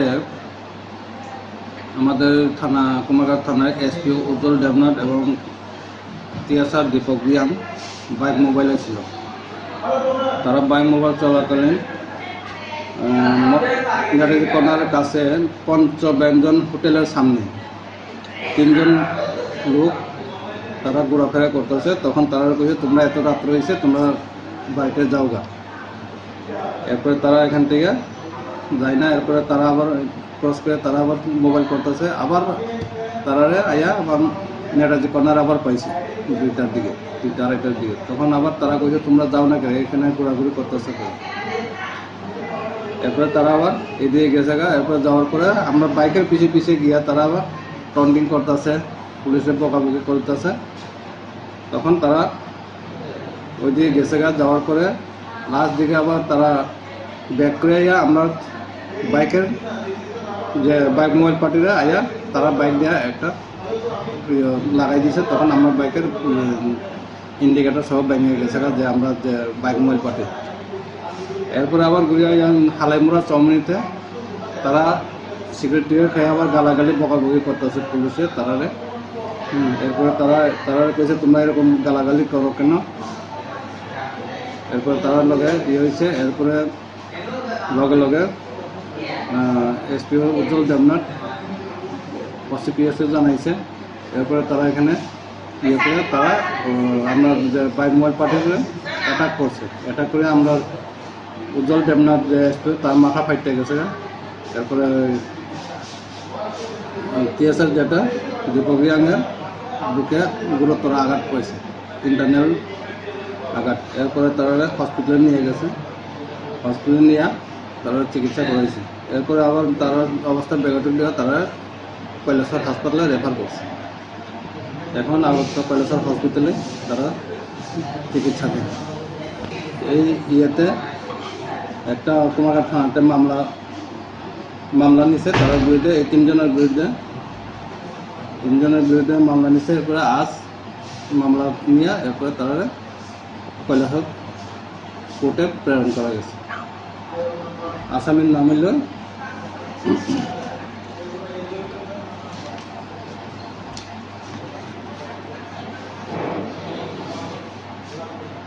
শ্রী পরাশুর দে, বয়স অনুমানিক 28, বাবার নাম late Pintu De of Halaimura, ward number 5, PS Kumarghat. আরেকজন হচ্ছে সে রাজদীপ দেব, বয়স অনুমান 20 বছর। আরেকজন বাবার নাম সে রঘুবীর দেব অফ হালাইমুড়া, ওয়ার্ড নাম্বার 5, এটাও কুমারঘাট থানার আন্ডারে। 3 নম্বর হয়েছে কুণাল শীল, ডাক নাম হইল সুরজ, বয়স 18, বাবার নাম লেট ননীগোপাল শীল, বাড়ি কৃষ্ণ কলোনি, PS শ্রীকুনা, শিলচর, কাছার। প্রেজেন্ট অ্যাড্রেস হচ্ছে শিবতলি রোড, কুমারঘাট এরিয়াতে।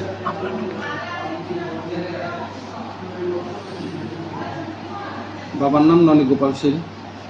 মামলার নাম রইল 2025 সেকশন হয়েছে 126 close two 117 close two 132 109 351 close two close 3 121 close two 324 close 4 35 of BNS and section 3 of Prevention of Damage to Public Property Act 1984 একে বাইকে ছিল।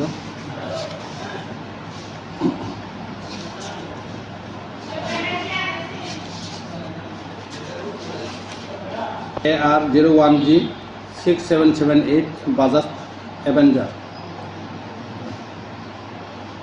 আমি SI সত্যবন্ধ বর্মা, কুমারঘাট থানা।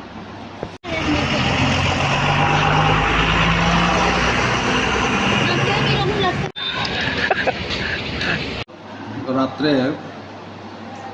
আমাদের থানা কুমারঘাট থানায় এসপিও উজ্জ্বল দেবনাথ এবং টিএসআর দীপক রিয়াং বাইক মোবাইলে ছিল। তারা বাইক মোবাইল চলাকালীন ইংরাজি কর্নারের কাছে পঞ্চব্যঞ্জন হোটেলের সামনে 3 জন লোক তারা ঘোরাফেরা করতেছে। তখন তারা কইছে তোমরা এত রাত্র হয়েছে, তোমরা বাড়িতে যাও গা। এরপরে তারা এখান থেকে যায় না। এরপরে তারা আবার ক্রস করে তারা আবার মোবাইল করতেছে, আবার তারা আয়া আবার নেতাজি কর্নার আবার পাইছে 2টার দিকে, 2টা 2:30টার দিকে। তখন আবার তারা কইছে তোমরা যাও না কেন, এখানে ঘোরাঘুরি করতেছে।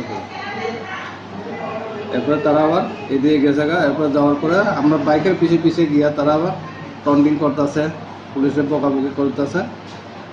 তখন তারা ওইদিকে গেছে গা। যাওয়ার পরে লাস্ট দিকে আবার তারা ব্যাক করে আইয়া আমরা বাইকের যে বাইক মোবাইল পার্টিরা আইয়া তারা বাইক দিয়ে একটা লাগাই দিয়েছে। তখন আমরা বাইকের ইন্ডিকেটার সহ ভেঙে গেছে যে আমরা যে বাইক মোবাইল পার্টি।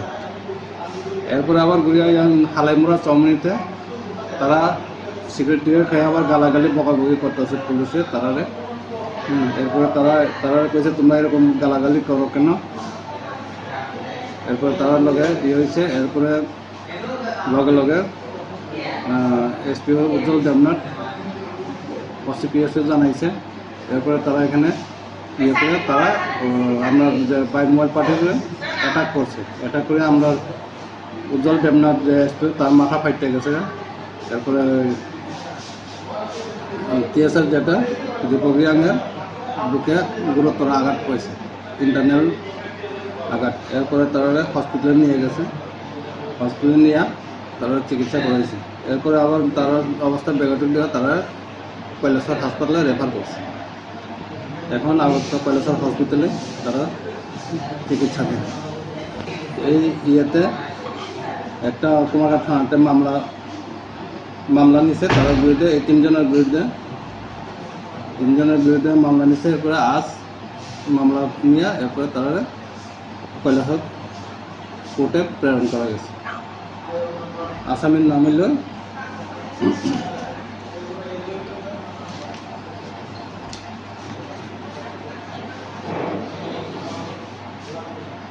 শ্রী পরাশুর দে, বয়স অনুমানিক 28, বাবার নাম late Pintu De of Halaimura, ward number 5, PS Kumarghat.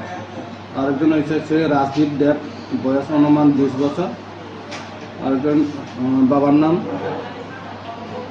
Shri Raghubir Dev of Halaimura, ward number 5, এটাও কুমারঘাট থানার আন্ডারে। 3 নম্বর হয়েছে কুণাল শীল, ডাক নাম হইল সুরজ, বয়স 18, বাবার নাম লেট ননী গোপাল শীল, বাড়ি Krishna colony, PS Srikona, Silchar, Cachar. Present address হচ্ছে শিবটলি রোড, কুমারঘাট এরিয়াতে।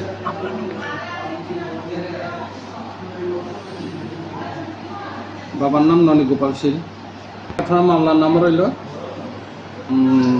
2025 সেকশন হয়েছে 126 close two 117 close two 132 109 351 close two close 3 121 close two 324 close 4 35 of BNS and section 3 of Prevention of Damage to Public Property Act 1984 একে বাইকে ছিল।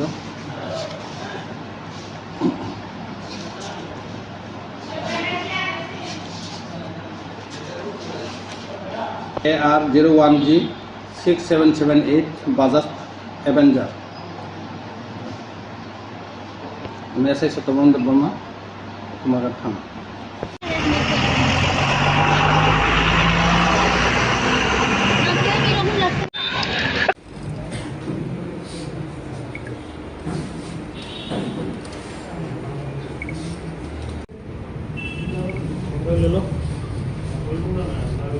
লো নিজের হাতে লো।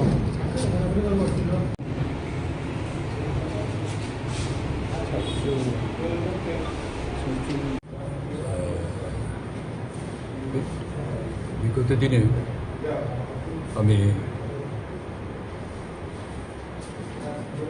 কংগ্রেসে ছিলেন।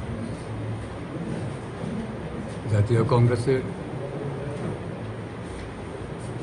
প্রদেশ নেতৃত্ব হিসেবে আমি কাজ করেছি। তো বিভিন্নভাবে বিভিন্ন অবস্থায় টিকতে না পেরে এবং আমি যে আশায় জাতীয় কংগ্রেসে যোগ দিয়েছিলাম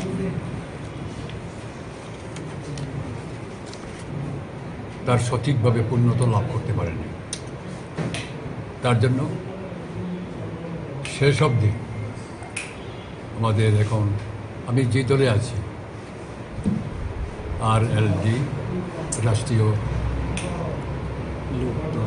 লোকদল, এই দলের সম্পূর্ণ কিছু বিষয় জেনে আমার কেন্দ্রীয় নেতৃত্বের সাথে যোগাযোগ করে আমি সিদ্ধান্ত নিলাম যে আগামী দিনে এই দলে থেকেই আমি আমার সারা ত্রিপুরার সার্বিক ত্রিপুরার বিভিন্ন উন্নয়নের কাজে, পরিবর্তনের কাজে এবং এখানে জাতি উপজাতি কথা না বলে যাতে সবাইকে যাতে অন্তত যারা দরিদ্র শ্রেণীর যারা আছেন ST SC OBC মাইনরিটি সবার সঙ্গে একমত হয়ে যাতে আমাদের RLDর নির্দেশনায় নিয়ম কানুন মেনে যেসব কাজ আমরা করার কথা ছিল সেইগুলি আমরা এইখানে তা অবশ্যই আমরা পালন করব এবং সেই মতে আমরা সেখানে কাজ করে যাব। কারণ এই যে সমস্যা শুধু এখন না, আমি কোনো ত্রিপুরার রাজ্যের যারা যে পার্টি করে কোনো পার্টির এগেনস্টে কথা আমি বলবো না এখন। কারণ এখানে আছে বিভিন্ন ধরনের বিভিন্ন যার যার একটা সমস্যা থাকতে পারে। তারপরেও এই যে বেকার সমস্যা থেকে শুরু করে বিভিন্ন রকম এখন যে আমার প্রজন্ম যারা আছে তাদের যে জীবন দশা এগুলি থেকে উত্তরণের জন্য আমরা বিভিন্নভাবে বিভিন্ন রকম প্রকল্প যাতে চালু করতে পারি সেই ধরনের প্রকল্প আমরা চালু করার সিদ্ধান্তও নিয়েছি। আগামী কিছুদিনের মধ্যেই এখানে আমাদের কেন্দ্রীয় মন্ত্রী আমাদের JN চৌধুরী পার্টি প্রেসিডেন্ট উনি থাকবেন, উনি থেকে সবার সামনে আপনারাও থাকবেন, সবার সামনে তা প্রকাশ করবেন আমরা কি কি প্রজেক্ট দিচ্ছি, কি এখন ট্রাইবাল কম্প্যাক্ট এরিয়ায় কোন কাজে আমাদের প্রথম ফার্স্ট প্রায়োরিটি কী হবে সেগুলি আলোচনা এবং বিভিন্নভাবে বিভিন্ন প্রশিক্ষণ স্কিল ডেভেলপমেন্টের এগুলি আমাদের চিন্তার ভিতরে আছে এবং সেগুলি আমরা সেভাবে সেখানে যোগদান করার পরেই ওনাদের সাথে আমার পুরোপুরিভাবে এইসব বিষয় নিয়ে আমরা আলোচনা করি। কাজেই এই যে জব ফেয়ার সেগুলি অনেক বিরাট ব্যাপার, বড় ধরনের প্রজেক্ট না হবে। আমি এটা ডিটেলস বিস্তারিত হবে এখন আপনাদের সামনে তুলে ধরছি না। উনি আসবেন, উনি আলোচনা করবেন এবং এছাড়া কীভাবে উন্নয়নের দিকে যদি আমরা অন্তত সেরকমভাবে কাজ করার যে মূল উদ্দেশ্যটা যদি সেদিকে মূল সুতের দিকে যদি আমরা যাই তাহলে বিগত দিনের আমাদের যে অবস্থা যাতে এটার পরিবর্তন করতে পারে সেটার জন্যই আমি এই দলে আমি যোগ দিয়েছি এবং আমাদের অনেক কিছু কাজ থাকবে। চাই আপনাদের সহযোগিতার মাধ্যমে সব কিছু হবে। পার্টি বড় নয়, কিন্তু পার্টিতে রাজনীতির বিভিন্ন ধরনের ধরন থাকতে পারে। রাজনীতিতে যে কোনো রাজনীতির থেকে আমি বিধানসভায় হোক, এডিসিতে হোক, আমি প্রতিদ্বন্দ্বিতা করার পরে দেখলাম আমি জিতে গেলাম, আমি প্রতিনিধি হলাম। প্রতিনিধি হওয়া বড় কথা নয়, কিন্তু মানুষের কাজে, মানুষের বিভিন্ন ধরনের বিপদ আপদে অন্তত যাতে সহযোগিতা দেয় এবং মানুষের বিপদমুক্ত করার জন্য যদি সেরকমভাবে বিভিন্নভাবে করে থাকে, তাহলে এটাই সবচেয়ে শ্রেয়। আমি বিশেষ করে আজকে আমার ফার্স্ট উইক ডিসেম্বর আমাদের কেন্দ্রীয় মন্ত্রী, পার্টির প্রেসিডেন্ট জে এন চৌধুরী শ্রদ্ধেয়, উনি আসবেন। এসে ওনার সাথে অন্য নেতৃত্বও থাকবেন।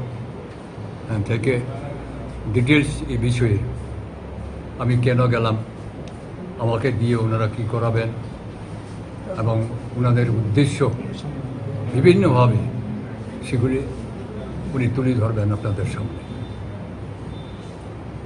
ধন্যবাদ।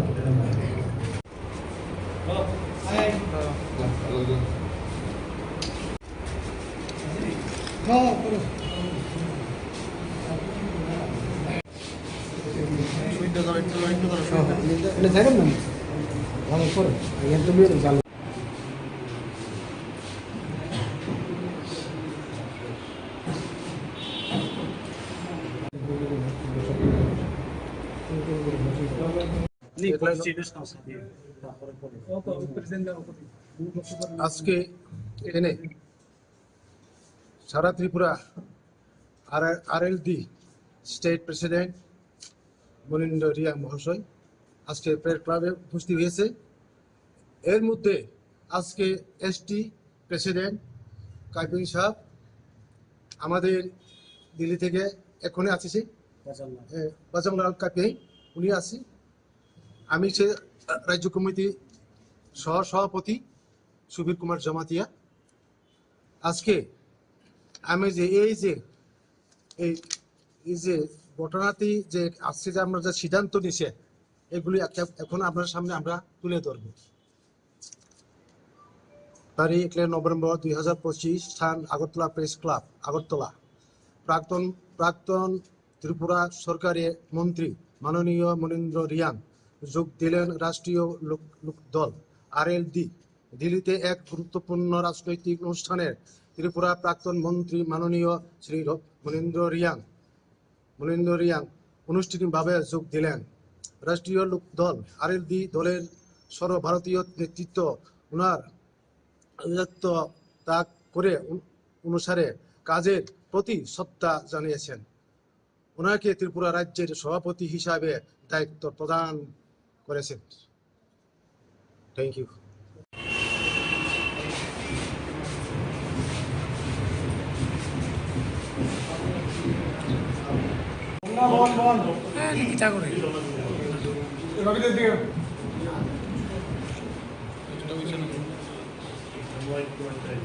নভেম্বর 2025, স্থান আগরতলা প্রেস ক্লাব, আগরতলা। প্রাক্তন ত্রিপুরা সরকারের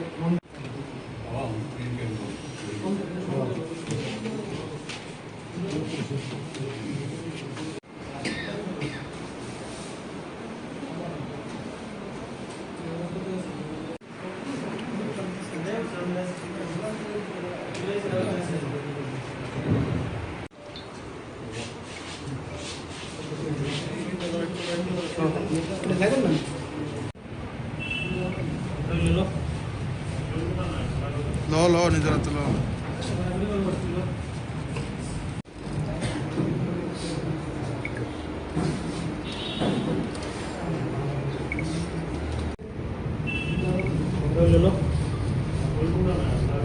লো নিজের হাতে লো।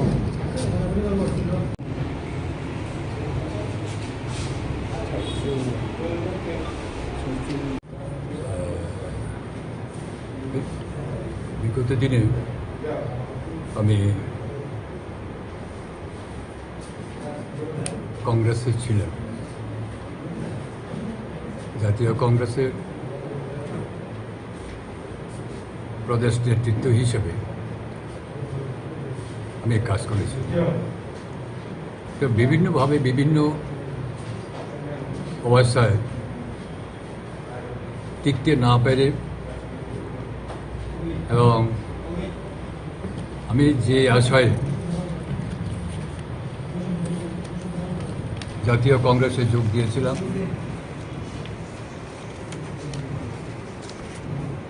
তার সঠিকভাবে পূর্ণতা লাভ করতে পারেনি। তার জন্য শেষ অবধি আমাদের এখন আমি যে দলে আছি RLD, রাষ্ট্রীয় লোকদল, এই দলের সম্পূর্ণ কিছু বিষয় জেনে আমার কেন্দ্রীয় নেতৃত্বের সাথে যোগাযোগ করে আমি সিদ্ধান্ত নিলাম যে আগামী দিনে এই দলে থেকেই আমি আমার সারা ত্রিপুরার, সার্বিক ত্রিপুরার বিভিন্ন উন্নয়নের কাজে, পরিবর্তনের কাজে এবং এখানে জাতি উপজাতি কথা না বলে যাতে সবাইকে, যাতে অন্তত যারা দরিদ্র শ্রেণীর যারা আছেন, ST, SC, OBC, মাইনরিটি, সবার সঙ্গে একমত হয়ে যাতে আমাদের RLDর নির্দেশনায় নিয়ম কানুন মেনে যেসব কাজ আমরা করার কথা ছিল সেইগুলি আমরা এখানে তা অবশ্যই আমরা পালন করব এবং সেই মতে আমরা সেখানে কাজটা করে যাব। কারণ এই যে সমস্যা শুধু এখন নয়, আমি কোনো ত্রিপুরার রাজ্যের যারা যেই পার্টি করে কোনো পার্টির এগেনস্টে কথা বলা আমি বলবো না, কারণ এখানে আছে বিভিন্ন ধরনের বিভিন্ন যার যার একটা সমস্যা থাকতে পারে। তারপরেও এই যে বেকার সমস্যা থেকে শুরু করে বিভিন্ন রকম, এখন যে আমার প্রজন্ম যারা আছে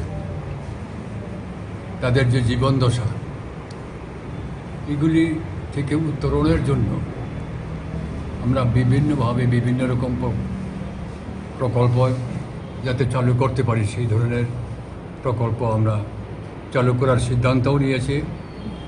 আগামী কিছুদিনের মধ্যেই এখানে আমাদের কেন্দ্রীয় মন্ত্রী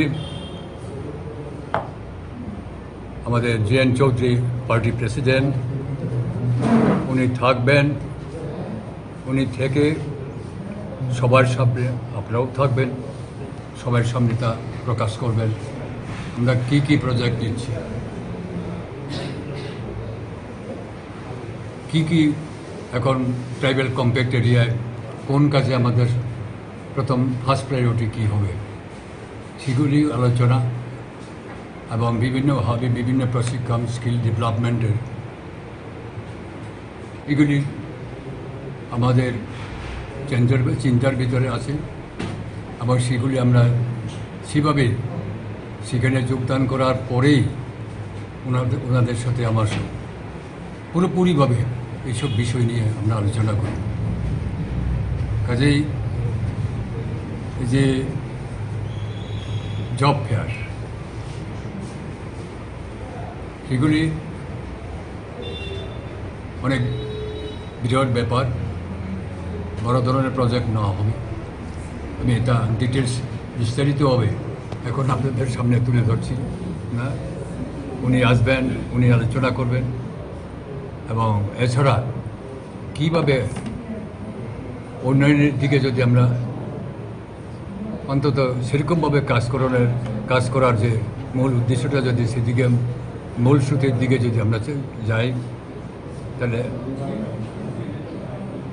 বিগত দিনের আমাদের যে অবস্থা যাতে এটার পরিবর্তন করতে পারে সেটার জন্যই আমি এই দলে আমি যোগ দিয়েছি এবং আমাদের অনেক কিছু কাজ থাকবে। চাই আপনাদের সহযোগিতার মাধ্যমে সব কিছু হবে। পার্টি বড় নয়, কিন্তু পার্টিতে রাজনীতির বিভিন্ন ধরনের ধরন থাকতে পারে।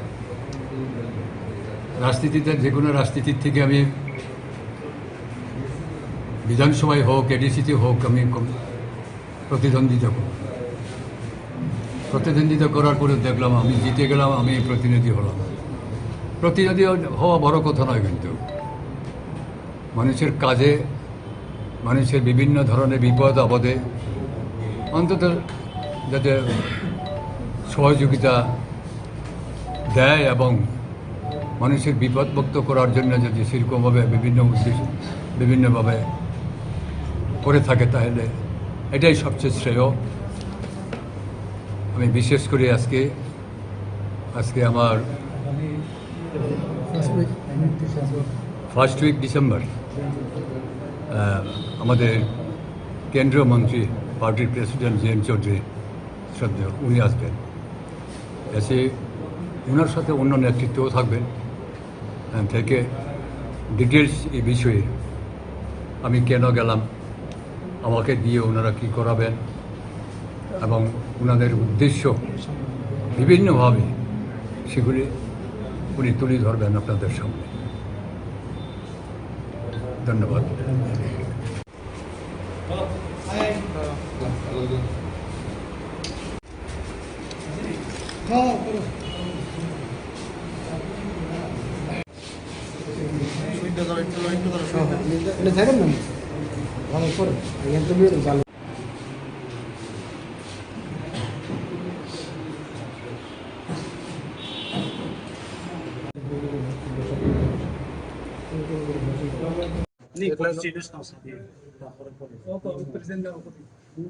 আজকে এখানে সারা Tripura RLD state president Manindra Reang মহাশয় আজকে প্রেয়ার ক্লাবে উপস্থিত হয়েছে।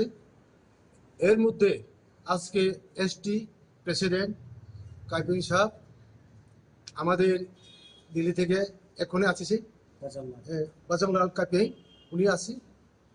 আমি সে রাজ্য কমিটি সভাপতি সুবীর কুমার জমাতিয়া। আজকে আমি যে এই যে ঘটনাটি যে আজকে যে আমরা যে সিদ্ধান্ত নিছে, এগুলি এখন আপনার সামনে আমরা তুলে ধরব। তারিখ 1 নভেম্বর 2025, স্থান আগরতলা প্রেস ক্লাব, আগরতলা।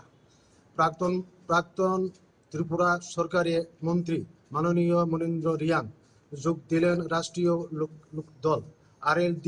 দিল্লিতে এক গুরুত্বপূর্ণ রাজনৈতিক অনুষ্ঠানের ত্রিপুরা প্রাক্তন মন্ত্রী মাননীয় শ্রী মনীন্দ্র রিয়াং আনুষ্ঠানিকভাবে যোগ দিলেন। রাষ্ট্রীয় লোকদল RLD দলের সর্বভারতীয় নেতৃত্ব ওনার ত্যাগ করে অনুসারে কাজের প্রতি শ্রদ্ধা জানিয়েছেন। ওনাকে ত্রিপুরা রাজ্যের সভাপতি হিসাবে দায়িত্ব প্রদান। আমার নাম প্রদীপ দেবনাথ। বাড়ি কোন জায়গা? তকসাবাড়া। কি আছেন থানাত? আসি গত বৃহস্পতিবারে সকালবেলা বাচ্চাটার একটু শরীর ভালো আসতো না, হোমিওপ্যাথিক ওষুধ আনছিলাম, একটু কমছে। বউ কইতাছে ডাক্তার দিয়ে আইব, CM সাদেকের বিশ্রামঞ্জ। আমি ডাক্তার দিয়ে আমিও যাবো, বাইক দিয়ে যাই, জন্য দিয়ে আইলাম। তুমি যাওয়ান লাগতো না, তুমি বাড়িতে থাও। আমি আয়া ফিরাম দেখামো, আয়া সেটা ফরমাইটার হয়ে গেছে, আয়া তোর সেবার যাবো বিকেলবেলা। কিন্তু গেছে এরপর আমি 1টা বাজে মন্ডাই হয়ে গেছে। এরপর খুলতেছি, তুমি চিনে তাও মাফিয়া বাচ্চা সহ আমার বাচ্চাই। আমি ত্রিপুরা মুখ্যমন্ত্রীর কাছে আবেদন করি। আপনার স্ত্রী কি এরপরে কি গেছে গা? এই যখন নিখোঁজন কই আছে না আছে, একটা নাম্বারে রাত্রে মনে কথা কইতো। আমি তো রাত্রে কাজ করে আসি, ঘুমাই থাকতাম 9টার পরে। আমার মোবাইলটা নিজে কইতো চাই। আজ 11 বছর সংসার করে কোনোদিন আমরা খারাপ দেখছি না। যে শুনছি এটা কইতো এটাই করে দিছি। কিন্তু আমার 1.5 বছরের আবিদ্যাটা লইয়া গেছে গা। এটা খালি বাবা ডাকতে। কোন জায়গায় বিয়ে করছেন? বিয়ে করছি উদয়পুর কহিল। বিয়ে করছেন। গেছে কি বৃহস্পতিবারে গেছে? হয়তো পরশু দিনে 29 তারিখ রাত্র 13 ঘন্টা কথা কইছে, বারান্দায় ঘুমাই বাইরে। আচ্ছা, আপনার বুঝে অন্য ছেলেও কথা কইতে আপনি জানতেন না? আমি কোনোদিন জানতাম না, কিন্তু বাড়ির কেউই কোনোদিন এরকম খারাপ দেখছে না। কত বছর সে বিয়ে করছেন? বিয়ে করছি 11 বছর হয়েছে। ছেলে মেয়ে কয়জন আপনার? আমার বড় মেয়ের 10 বছর আছে, ছোট মেয়ের 1.5 বছর। সংসারই তো টুকটাক হই, কিন্তু তারপরেও আমি তার যে আগলে রাখি। আমি রাজমিস্ত্রি কাম করি, এবারে গাছ কাটি, যে আমি কষ্ট করে সংসারটা তার উঠিয়ে নিছি, এত কোনো কষ্ট দিই আমার ছোট মেয়ের লাগে আমার জান। কি চাইতেছেন এখন ভাই? আমি চাইতেছি আমার বউ বাচ্চা নাহলে আমি নিজেই মারা যাবো।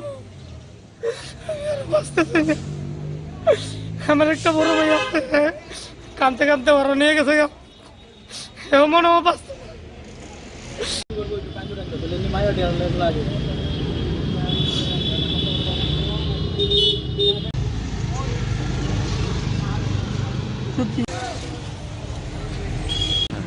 আমার নাম প্রদীপ দেবনাথ।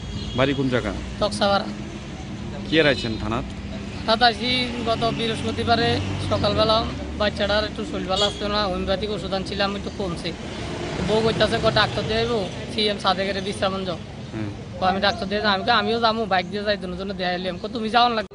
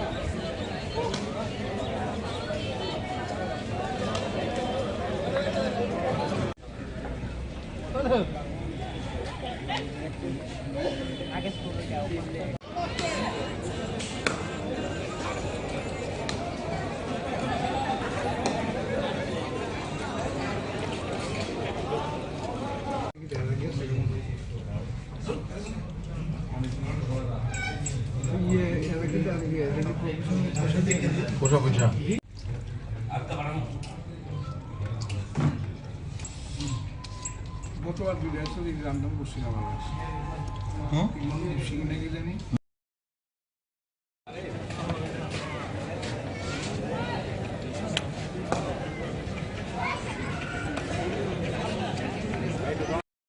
ওইটাই গাবা গাবাই বলা গেল।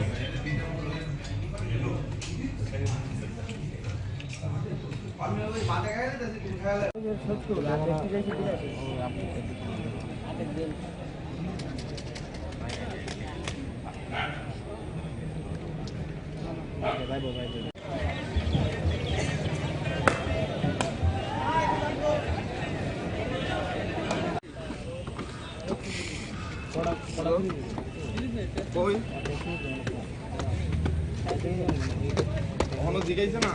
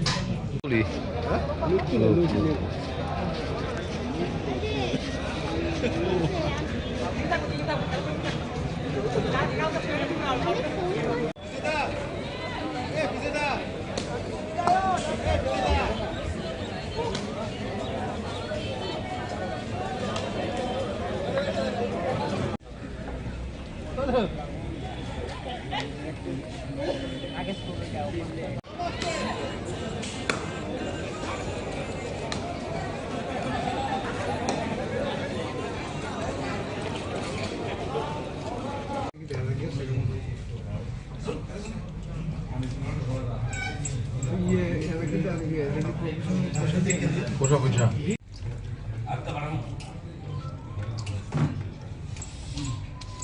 গতবার 250 রামদাম করছিলাম আমার শিখে নাকি জানি